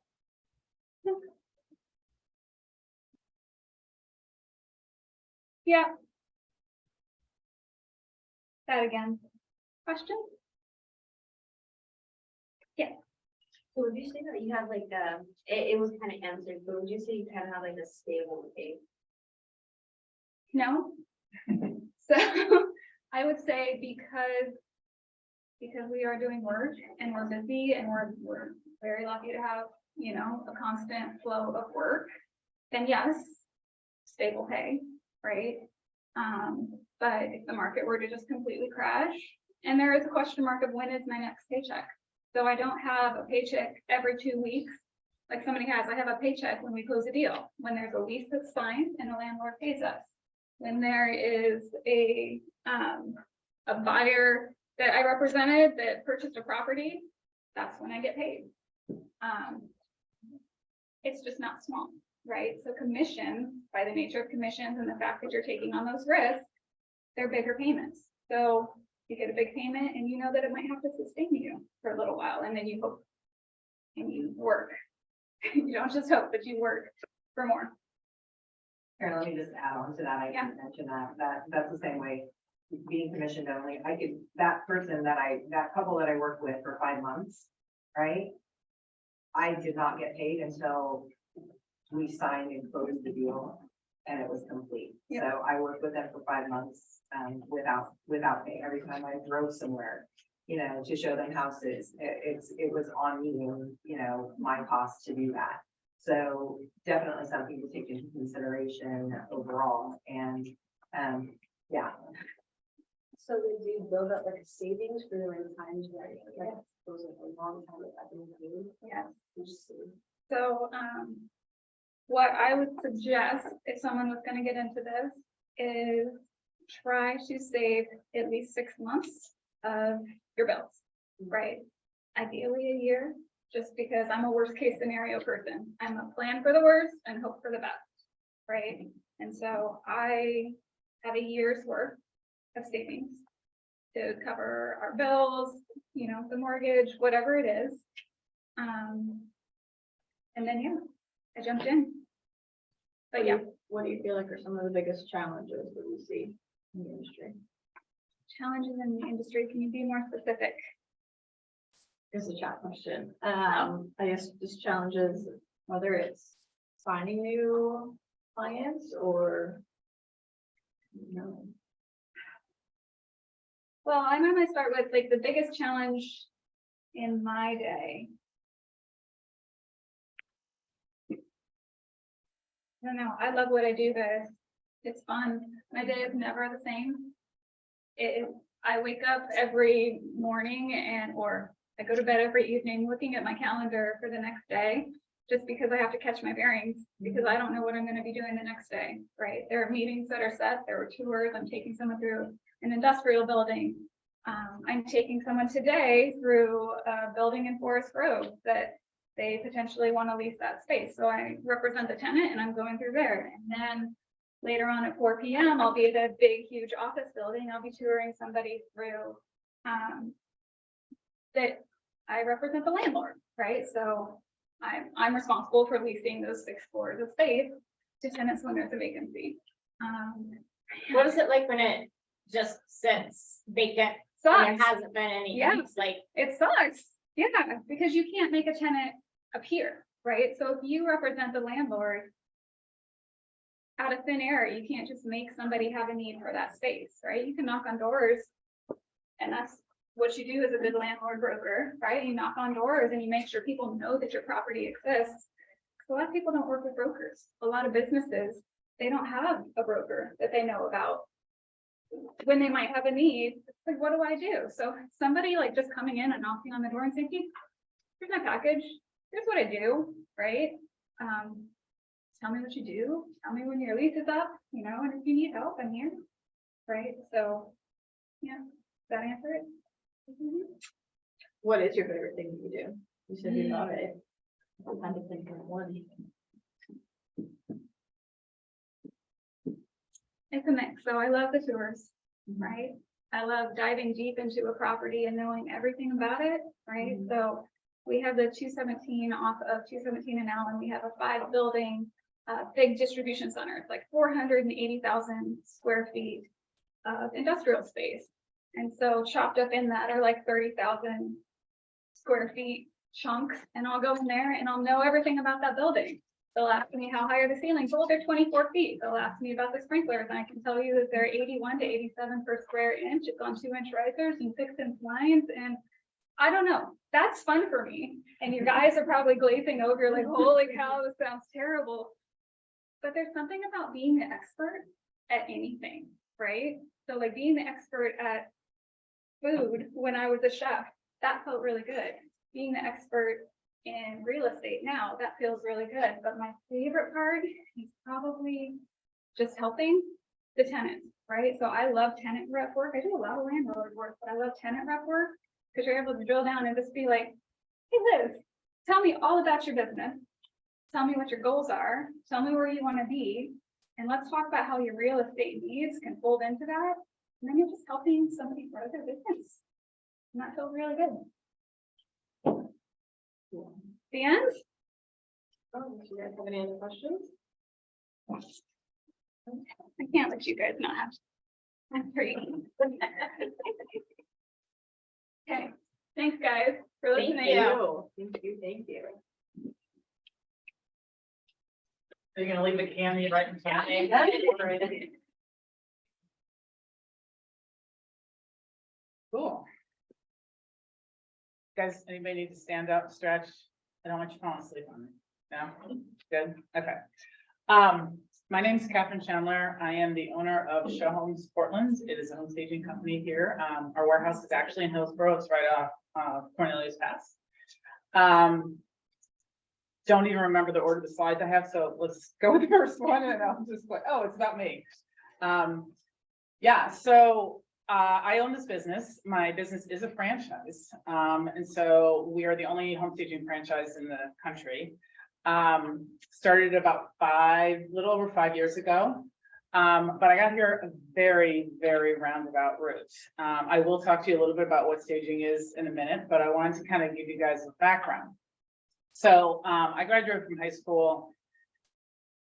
I had to go directly to college. It was just what my parents expected of me. Had no idea what I was doing. I get into college. I thought I was going to be pre-med. Look, I thought I was going to be a doctor, and had a bad run-in with a chemistry professor. And at 18 years old, I cried and changed my major. I ended up with a Bachelor of Arts in sociology. Like, what the hell is sociology, right? So it made a lot of sense to me because sociology is basically about how people interact with each other. And I ended up going into retail. So I spent years in retail. I started with a company called Jordan Marsh, which is no longer in existence. It was purchased by Macy's. So all I'm sure have heard of Macy's. Worked for the Gap, worked for Old Navy, worked for Ralph Lauren. Did that for 8 years or so before I got tired of working weekends and Saturdays. Similar to the food industry. I'm like, I kind of wanted a life. I was in my 20s, like, come on. So I decided to go back to school. I ended up moving to Florida. So all of that happened in New England. I ended up moving to Florida because my parents were there, lived in their garage apartment, like went back to school, started over. At this point now I got a Bachelor of Science, ended up in electrical engineering through a roundabout route, whatever. I am going to tell you one little piece of advice. I chose electrical engineering because it was when I took circuits, which is the very first electrical engineering course you take when you're thinking about being an engineer. It was the hardest course I've ever taken in my entire life. Chemistry? Oh my God, way worse than chemistry. I almost failed it. And I wanted to be challenged for the rest of my life. So I decided to major in it, which really poor decision. So don't do that. And then there were no women in electrical engineering. Very few even English-speaking women in electrical engineering. My school had a lot of international students, people from other parts of the world, but there were no American women in it. So I thought, oh, if I major in it, I'll have an advantage, right? Because I'm total minority, and it actually was a huge advantage. And I got a ton of things out of that. But the reality is I really didn't have a passion for it. So don't choose something you don't have a passion for. Start there. Anyway, I did spend years as an engineer. I started as a product engineer. I worked as a technical program manager. I actually worked for some of the names that are on the boards in here. That's how I ended up in this area.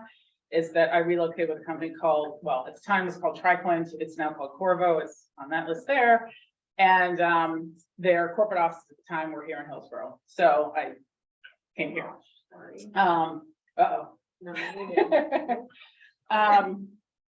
Anyway, I did that for, I don't know, 15, 16 years, figured that was long enough to have made all the money I paid for my master's degree worth something.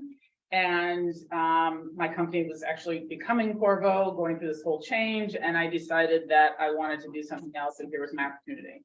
So I, similar to Stacy, spent my life moving. I think I figured out at one point, I'd been in 10 different schools by the time I was in 10th grade. My dad was not in the military. He was just in business and went where the opportunities were, dragged us all over the country. As I got turned into an adult, I did the same thing. I've lived in, I've lost track now, 15 different states. My husband and I have bought and sold 6 of our own houses since we've been married. We've only been married 20 years. So it's kind of crazy. So anyway, my husband, here's how I ended up in staging. This is crazy. My husband and I are watching HGTV. How many of you guys HGTV, right? Oh, yeah. Like, yeah, or your parents probably watch it. Anyway, we were watching some show, I don't know what show it was, and they showed the stagers come, yeah, I think it was Flip or Flop, actually. Okay. But they showed the stagers coming in at the end, and my husband would say when we would watch the show, oh, you should do that. And I was always like, I don't know, like I had a knack for it, but I'm like, why would I want to stay? But oh God, it just seems like too much work. What, do you have a warehouse full of furniture? Newsflash, you have a warehouse full of furniture. So anyway, we were doing that, and we had been talking about franchises, and so he had his iPad, and he Googles home staging franchise and finds show homes and signs me up for info. So the next day I get a call from and he doesn't tell me. Next day I get a call from a recruiter for the company saying, hey, I heard you're interested in home staging franchise. And I'm like, what? Okay, sure. Tell me more. Yeah, so 6 years later. Here you are. This is how it happens. But anyway, it made a lot of sense because I had spent most of my life, like I said, moving. My parents, for whatever reason, bought and sold homes. They didn't rent. They always bought a home wherever we went. And so I felt like I lived my entire life in a staged home.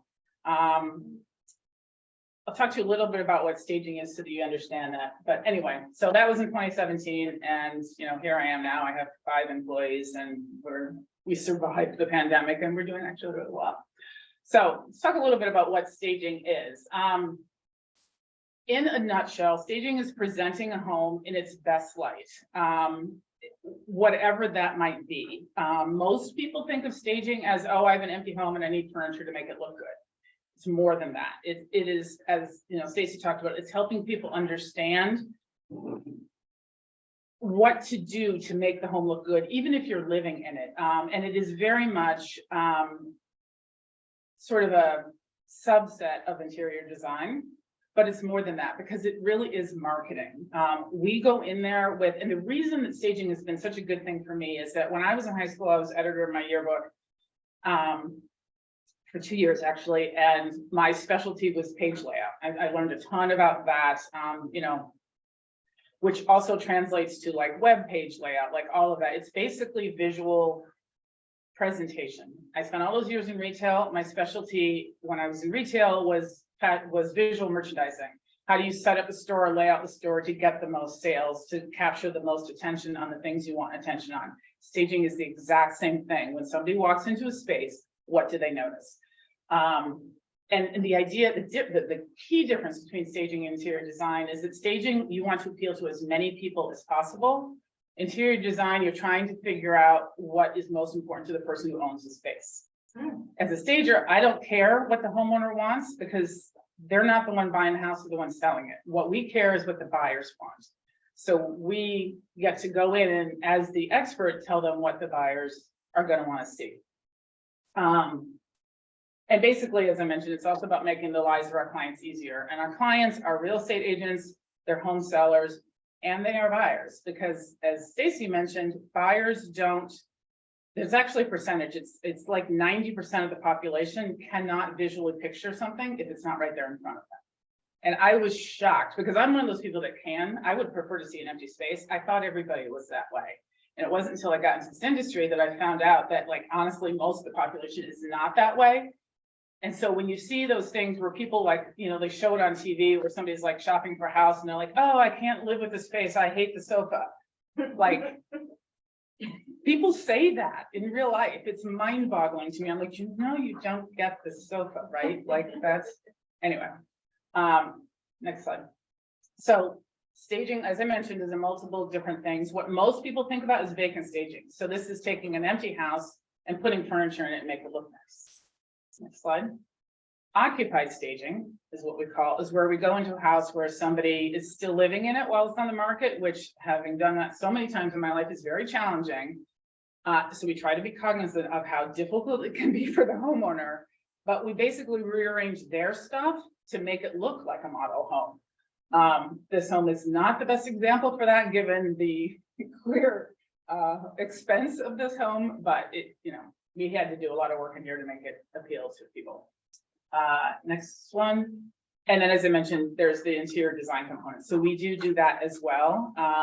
Staging is our bread and butter. So I try not to do too much interior design, particularly during the season where staging is so critical, which is like February through September. We do a lot more interior design in the winter. And in fact, we're doing an install on Monday. Next. Because this is always fun, I want to show you guys some before and afters. So here's the difference between an empty house and a house that's lived in. This is a house that people are going to emotionally, the second one is the one that people are going to emotionally connect with when they walk into the space. There is a science behind staging. It's the visual presentation, right? What does the human eye see as it flows through a space? We know that and we can direct that. There's a psychology to it in making people feel like it's home. Because I don't care who you are, unless you're an investor, people who are buying properties to just turn around and sell them, everybody else, if you're buying residential, not commercial, maybe even commercial, but if you're buying residential real estate to live in, there's always an emotional component. Even if you say you're like me, my background is engineer, I'm an engineer, I'm very like, you know, whatever, science oriented. Doesn't matter. There's always an emotional component. It's up to us to appeal to that. So anyway, that second one obviously has a lot more emotion in it. Next slide. This is that same house with the dining table, the fancy house, but this is how they had it on the market before. This is what we did to it. That's just an office in that house. Next slide. This is a super cool mid-century modern little point of note. This house was the largest over asking property to sell in October of last year. Wow. And that was after the market started to slow down. This property was awesome. But anyway, this is what it looked like before. This is after we were done with staging. Staging is also a big part of our job, is adding light. A space that's well lit looks bigger, and big is usually better. Next slide. So actually, this was the same house. This was just a bedroom in the house. We used some of their furniture, some of our furniture, made it look better. Next slide. And this is another empty. This was a new build, just a before and after. There's no life. It's just a room. And then here it feels like. So not only are we helping people emotionally connect, but we're also trying to answer questions. What is this room? Right? It's immediately obvious when you walk in the room. There's a bed. Oh yeah, bedroom. Right? So super simple. Next slide. So staging careers. So there's lots of different ways that you can get into it. One thing is that it's not regulated. So unlike real estate, which those careers are highly regulated, staging is not. There are staging certifications, there are education programs, there are things that you can do to get good at staging. And all of my lead stagers are certified, as am I. Gives me an opportunity to say that and help sort of sell my business, but it's definitely not a requirement. I probably am the most overeducated stager in Portland, if not the whole damn world. Like, it's ridiculous. But there are no specific education requirements. There are for interior design. So I don't think I mentioned it here, but in interior design, there's kind of two breakdowns. There's an interior decorator and then there's interior designers. Designers are they need, I think it's a certification, but they actually have either 2 or 4 year degrees. There's some regulation, and particularly if you're going to do like drawings and take down walls and that kind of a thing. But if you just want to advise builders on making the right choices in terms of tile or flooring or whatever that is, you don't need a license or a degree to do that. And a lot of people that get called interior designer, like when we say we're doing interior design, we're not actually doing design, we are doing interior decorating. And there is a clear difference between those two in the legal world. Decorating is basically handling the stuff that gets in the space, but it doesn't take down walls. So I can advise on flooring. Oh, and another point of note, in the state of Oregon, you cannot subcontract other contractors. So like my company, one of the things that we're supposed to be doing is called home updates, where we'll come in and we'll project manage changing paint colors, changing flooring, maybe changing countertops or updating cabinets or doing interior surface finish changes in a house. We subcontract that for the client. So we bring in the contractors, they do the work, we pay them, and then we charge the client the overall fee. In Oregon, we're not allowed to do that unless we have a contractor's license. So you cannot subcontract anything in this state without a contracting license unless you own the building. And you can do it, I think it's up to 3 buildings, so that's how investors can get away without necessarily having a GC license, but I can't do that. Anyway, but we do advise on that. I mean, very much so. When we're staging, we'll walk in and as she mentioned, a bathroom's green or an entire great room is green. Like we've seen that. We will strongly recommend that they paint that a more neutral color. We also recommend painters and flooring people, and I have a whole host of resources that we use as well. Staging companies can be just one person. There are people out there, a lot of stagers start just doing consultations. So they don't need any inventory. They don't need no initial investment outside of maybe printing some business cards. You network, you get to know some realtors, especially if you know realtors. A lot of realtors end up going into staging for that reason, because all you have to do is have the knowledge to advise people. And that's great. And sometimes that's all people ever want to do. It's a side gig for people a lot. Or they could be huge companies that do on stages. The largest stager in Portland, they have an office here, they have an office in Seattle, they used to have one in Orange County and in San Francisco. They do hundreds of homes a year.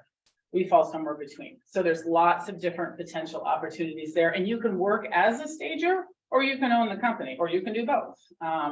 So most stagers are stagers are going to be most effective if they do stay abreast of trends. So while there's no requirement for continuing education, it is really important that we understand what's in, because we, again, want to appeal to as many people as possible. So you want to be on trend. And oftentimes a lot of what we're trying to do is make a home that's sort of old and dated and maybe looks like grandma's house look cool and hip and curated and, trendy and Instagram worthy, right? So it is important that we stay on top of those trends. And both in design and in colors too, because color, what's cool changes constantly, literally every year. So we have to stay on part of that. And then it's important for us to understand the real estate market, not to the extent that these two do, of course, but we need to know who the client is, right? Or not the client, who's going to be the buyer of that house, right? What are they imagining? What are the real estate imagining these people are going to look like? Are they going to be young people? Are they going to be older people? I mean, if it's a 55 and older community, it's going to be staged differently than it is something that might be, a cool condo in the Pearl or something, right? So understanding the market and those areas and things is really important. And I came to Oregon, God, I don't know, 16 years ago, as I mentioned, with that company. But all of my experience in Portland was an engineering company. And now I'm starting this business. And the only 2 real estate agents I knew were the 2 that we had bought houses with while we were here. Neither of them were practicing real estate anymore. So I started with nothing. And I'm like, oh my gosh, I have to literally networking for me too. I mean, I had to build a community. And I had to learn the Portland area that I didn't really know. I mean, I knew Hillsborough, but I mean, I actually negotiated my initial territory with my franchise wrong because I didn't understand the real estate market. And had to renegotiate. I'm like, wait, I should have these houses and, you know, whatever. Anyway, so there is importance to have knowledge in that area. And the key part to staging is ultimately we're a service industry. So it is really important to want to work with people. For me, it was a massive swing, right? From being an engineer, and most people go into engineering because they don't want to deal with people, to now being in a situation where like people are my lifeblood. So you definitely need to be somebody that is willing to build those relationships. I will tell you that the only reason we survived the pandemic, so when the real estate market exploded and things were selling insanely fast, Stacey was talking about houses that went on the market on Thursday and were under contract by Saturday. We lost jobs because the houses sold before they went on the market. I would drive I have a big white van, it says show home, so I'm staging the side of it. I would drive my van to a house to do a walkthrough on a house that was not on the market yet. I would drive away, the neighbors would call the homeowner and be like, hey, we saw you had a staging van, are you selling? Yes. Oh, I have a brother that's looking. We lost more jobs because I drove my van to houses that weren't yet on the market, so I stopped doing that. So the market was so crazy. And if you think about it, everything that happens in real estate, you need your mortgage broker. You have to have your real estate agent. You should. You have to have escrow. You have to have, or you should, an inspector. All of these things are like required. What's not required for real estate to change hands is staging. So when things were flying off the shelves, people stopped staging. So it was a very difficult year for us. But 2021 was still a crazy market. And we actually had our best year to date that year because of the relationships I have built. So that's where people is, people is really, really important. Next slide. So as I mentioned, you can own a business or you can join one. So there are some things, valuable skills, obviously having that visual eye, having spatial awareness. This is my superpower. I didn't know I had it until I started doing this, but I can walk into a room and I can know what size sofa can fit there, what size dining table, what kind, without actually pulling out my tape measure. I've done this so much now that I'll walk into the room and like, I'm there with like my movers and they're like, it won't fit. I'm like, yes, it will. No, it won't. Yes, it will. Turn to the left, up, down here. And they're like, oh, wow, it fit. And you're like, oh, I know. It's weird. It's really weird. You don't have to be quite that good at it, but it does help. Obviously I mentioned this before, customer service key, and shockingly physical strength and stamina. I am going to tell you that contrary to what you might see on TV, staging is not a glamorous job. It is ridiculously hard work. The reason I layer up the way I do and wear t-shirts and jeans every day is because I work in a warehouse that, you know, as much as we try and clean it, it's dirty, it's cold, and I lift a lot of furniture. As I mentioned, there's certifications in education available, and I talked about the interior decor. Oh, I did not mention that Heritage School of Design is here in Portland. There are a lot of the stagers in Portland who own staging businesses, went to Heritage and got degrees there. They also just have a staging class that you can take. You don't have to do the whole degree, but a lot of times people go in for interior design and then they decide, oh, they'd rather do staging. And another little pro tip, staging is actually easier than interior design because it doesn't matter what the homeowner thinks. So interior design, it's really important to, one, you need the skills to draw out what that person might want. But you also have to deal with like their opinions sometimes, and maybe they want to make a poor design choice and it's going to, you know, whereas staging, it's marketing. I mean, you still obviously have to work with, you know, make the homeowners and the real estate agents happy, but it's a little bit easier. So anyway, a lot of times people go into interior design, they take a couple of the staging courses that are part of the curriculum, and then they go, oh, wow, I think I'd rather do that. On the flip side, I'm pretty sure interior designers make more money than stagers. Just saying. And in the industry, there are lots of different positions. There are staging internships that can be captured. Most of the time when we're looking for new people to start in the industry, we actually will go to Heritage and ask them if they've got people that are, you know, interested in looking for positions and stuff. Most stagers, if they're not going to just start a business, start out as staging assistants. They will then work their way up to lead stagers and potentially maybe even go out on their own. There are warehouse workers. I have a guy that manages my warehouse for me. Also has an engineering degree, you know, because we do that. Sales is huge. And that's where you probably would get into a chunk of your salary being commissioned, and that is scary. And then of course, movers. So not only we contract with a moving company, but a lot of staging companies actually have in-house movers, so that there could be full-time jobs as movers, which it's kind of interesting way of getting into the industry. Yeah, no, sorry, my brain just went blank on something I was going to mention. And then I think next slide might be my last slide.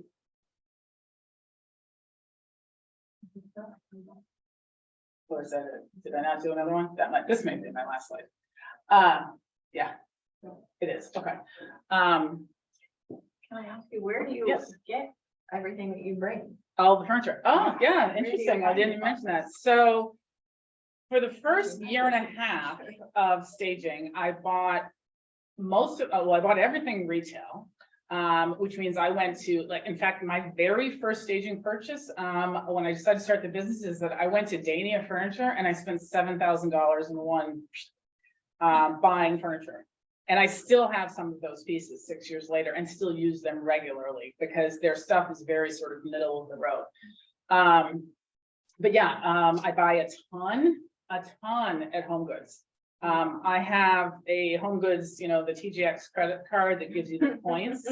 And I have certificate stacks like this. If I were to go print them out, I can like shop for my clothing at TJ Maxx and without actually spending any money because I get so many certificates because of the amount of money I spend at Home Goods. IKEA.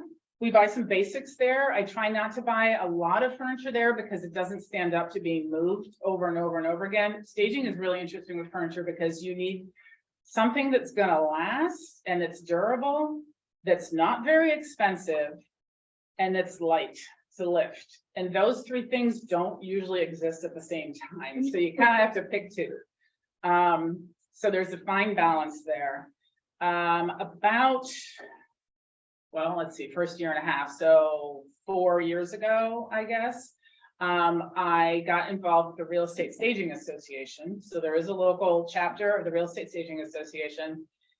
Part of that association allows me, I'm in this big buying group, which opened the doors to wholesalers. So at the end of this month, this is my favorite part of my job. So I don't know if that comes up as a question, but my favorite part, there's two things. One is helping homeowners restyle their existing homes or occupied staging, because I love the look on people's faces when they come back in after we've done a whirlwind on their house for a day and they come back in and they're like, that big reveal is amazing, super rewarding, love that. That's number one. Number two is buying furniture at Furniture Market. So there's a huge wholesale market that actually happened in Atlanta, Dallas, High Point, and Vegas. And at the end of the month, I'm going to Vegas, and there are hundreds of vendors of furniture and showrooms, and we get to go around and pick the furniture that we need for the year. I mean, we don't do it every year, though we actually are starting to do it every year. It's great fun, and you buy things at wholesale, so we get them at like ridiculously reduced pricing.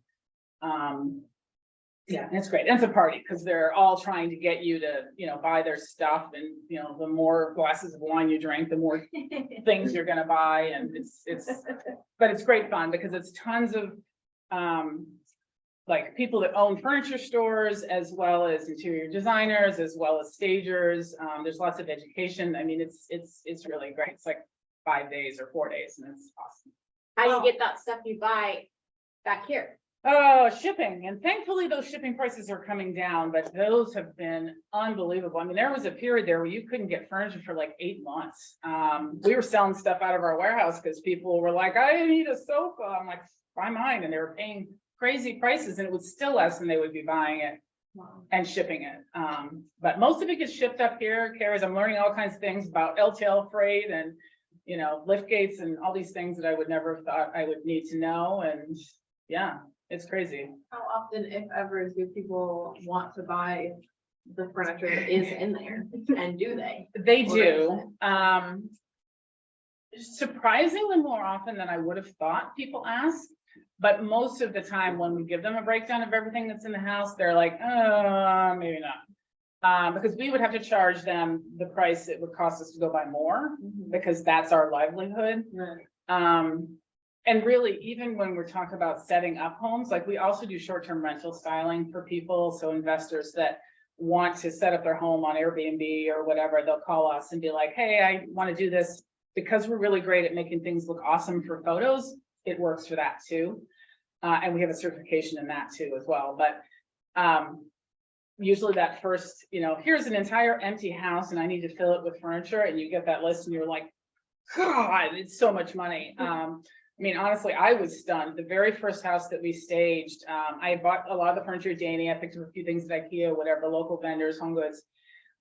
I had spent that house, it wasn't even a very big house. It was a little house in Southeast. And I think I spent, I want to say over $2,000 in just decoration and lamps, like, and bedding. I was stunned at how much it was just for that, not even any of the furniture. And then you add the furniture on top of that. And of course, that's prices 6 years ago. And with inflation, things are more now. So nobody buys a whole house of furniture all at once, right? Or very few people do, right? You'll do a whole room, but even then you have stuff you own, you have your own artwork or your photos or your bedding. Like nobody buys it all at once unless you're really an investor. And it's shocking how much that is. So most of the time people don't buy, and sometimes they'll just buy pieces, which we do sell. So, yeah. Is there a favorite house that sticks out to you that you have staged over your? There's a few that I hate because they were just so challenging. There was the one that that had the ping pong table in the picture with the kind of pinkish couch. That was, and the one that actually sold for so much over asking in October. That one was a lot of fun. It was actually, the original house was designed by a famous mid-century architect as his personal home, and sold it. It was kind of in the Lake Oswego Dunthorpe area. And in like 1957. I mean, it was true mid-century, and the people that were living in it, that were selling it, had actually restored some of that from an owner had it in between, and it like covered up a lot of the mid-century. They like pulled it all off and put it back. So, and it was a mixture of their furniture and our furniture, and we don't stock furniture that's super one way or the other. Like I don't have a whole house full of Victorian furniture or a whole, you know, most of our furniture is very sort of middle of the road, and then we kind of swing it with style with the accessories and the art and the things that we do. I luckily had enough mid-century pieces to make that work with their stuff. We got more accolades. People went and did the walkthroughs and they're like, who staged this? It was insane. And yeah, it was fun. It was great fun. And the homeowner was awesome. The real estate agent was awesome. Like when the whole group and team and people are cool. That house had 10 offers in the first 3 days. Wow.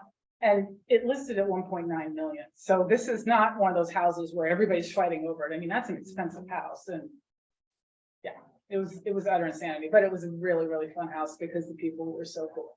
And the whole house was in a circle and it had an indoor pool. Wow. Yeah, stuff like that. That's another part of the job that's really fun, is you get a peek into the lifestyle of some of these. Lifestyles of the rich and famous. Wow, yeah. And I'm like, oh my God. And I remember one of my other stager who used to work for me, she was like, how do you not want to buy every house? And I'm like, can you imagine cleaning these things? Like, you know, these houses, some of them are so huge. But yeah, it's fun. Do you guys have any questions? You guys? No. What are the pivotal pieces of decoration or furniture that you think makes or breaks a house? If you had to pinpoint like one or two or three. Yeah, it's really. So, well, I will say that the one thing that most people get wrong in a house when they're setting it up themselves is art. People don't tend to hang art correctly. So we can go into a house and reconfigure just the artwork and make it just feel better. I think that's one of the things too is, and it's related to that, is size.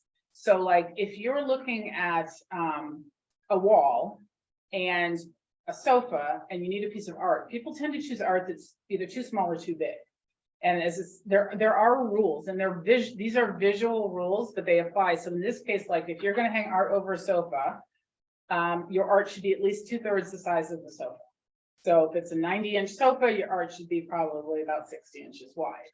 And now you know it's right. And then you should hang most art in a house should be hung at, I think it's 53 inches, no, 63 inches, 62 inches off the floor, which for me is eye level. So I know if I walk up to a piece of art, that's the center of the art. So if the center of the art is right at my eye level, that's correct. And another little tip, if it's a dining room, lower, because you want the art is going to be looked at while most people are sitting. So unless there's like trim or something and you can't, or a chair rail or whatever, but yeah, I think, and the key, like a hint, when you walk into a room or you're trying to like set up your room, even if it's just like your bedroom or your dorm room, thinking about what is the key, what am I looking for? The focal point of the room. So like right now, my team is actually doing a penthouse in the Pearl. They're staging right now. And that obviously, if you walk in, what's the most important thing? It's the view. I mean, it's just massive. It's all glass windows, right? So everything we do is going to be focused on highlighting that view. So we don't do a lot of like tall lamps and things, right? We want people to see the view, because you can do the same thing in a simple room. Like in your bedroom, obviously the most important feature is probably your bed. So you want your bed to look nice. You want something nice over the top of it. And then you can kind of center things around it. You put it like as you walk into the room on the wall that makes sense, like when you look in the room. And so kind of picking a focal point. What gets confusing for people is when, and the reason we tell people to declutter is there's too many things going on. There's too much happening at once when you walk into a space.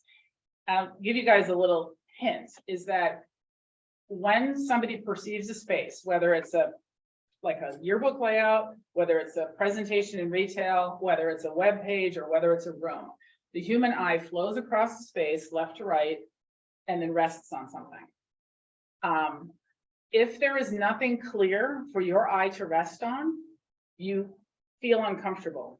You don't know why. I mean, you're not even aware that you feel uncomfortable, but it's natural to look at everything and then rest on something. And if there isn't something to rest on, then there's that weird sort of feeling and the room feels strange to you. The last thing you want when you're selling your house is for somebody to walk in and feel strange. So the reason we tell people to declutter is that there's too many things grabbing the attention. And not only does it look weird in a photo, like if you take a picture, and you guys could do this yourself. So you pull out your phone and take a picture like of your room, and all of a sudden you see the cord, and look at it in your phone, don't look at it in the room. All of a sudden you see the cords, and you see the wrinkles in the bed, and you see, you know, whatever your clothes in the corner or whatever those things are. Things are much more obvious on a photo. But when there's too much stuff in the room, your eyes, like, you know, and the difference is that when you own the house or when you own the space, you've gotten used to all those things. So you don't see them anymore. So you're okay walking in and you're tired and the first thing you see is your bed. Like, cool, that works. But somebody new is going to notice all those little things and it's like, and it's not comfortable and it doesn't feel like their space. And that's why it doesn't sell. And that's why realtors tell you to get rid of all the clutter. Or your mom might tell you that about your bed, but because she walks in and she's like, oh, there's too much, make it go away. Same thing. But, yeah. Any other questions? Any other questions? No? Awesome. Well, thanks, you guys. Appreciate the opportunity to talk to you. Yeah. Oh. Thanks. All right, well, you guys have the, on the back of the check-in is the QR code for the evaluation. You want to make sure that you do that because that is how you get your credit for attending. And you want to get that submitted. If you don't have the time to do it right now, that's fine. Just get it done within like at least the next day or two.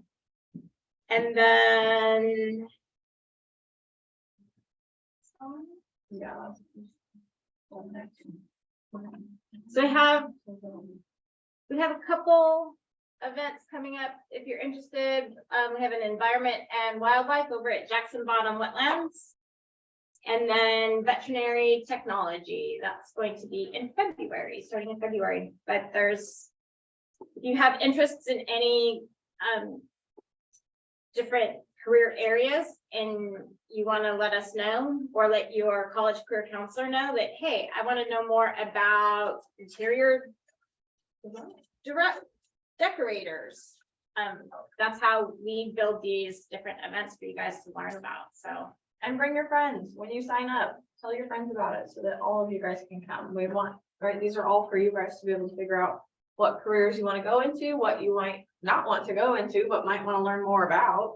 That's what this is here for. So bring your friends, tell them about what you learned today, what was super fun, what was exciting. You got candy by Karen, like, come on, you guys tell them that. Your friends didn't get that, so come with your friends, bring them along, carpool together. I now know more about staging than I did before, so. That was it's- always my favorite part on HGTV. I think Also, I was like, I know. Yeah. It was like-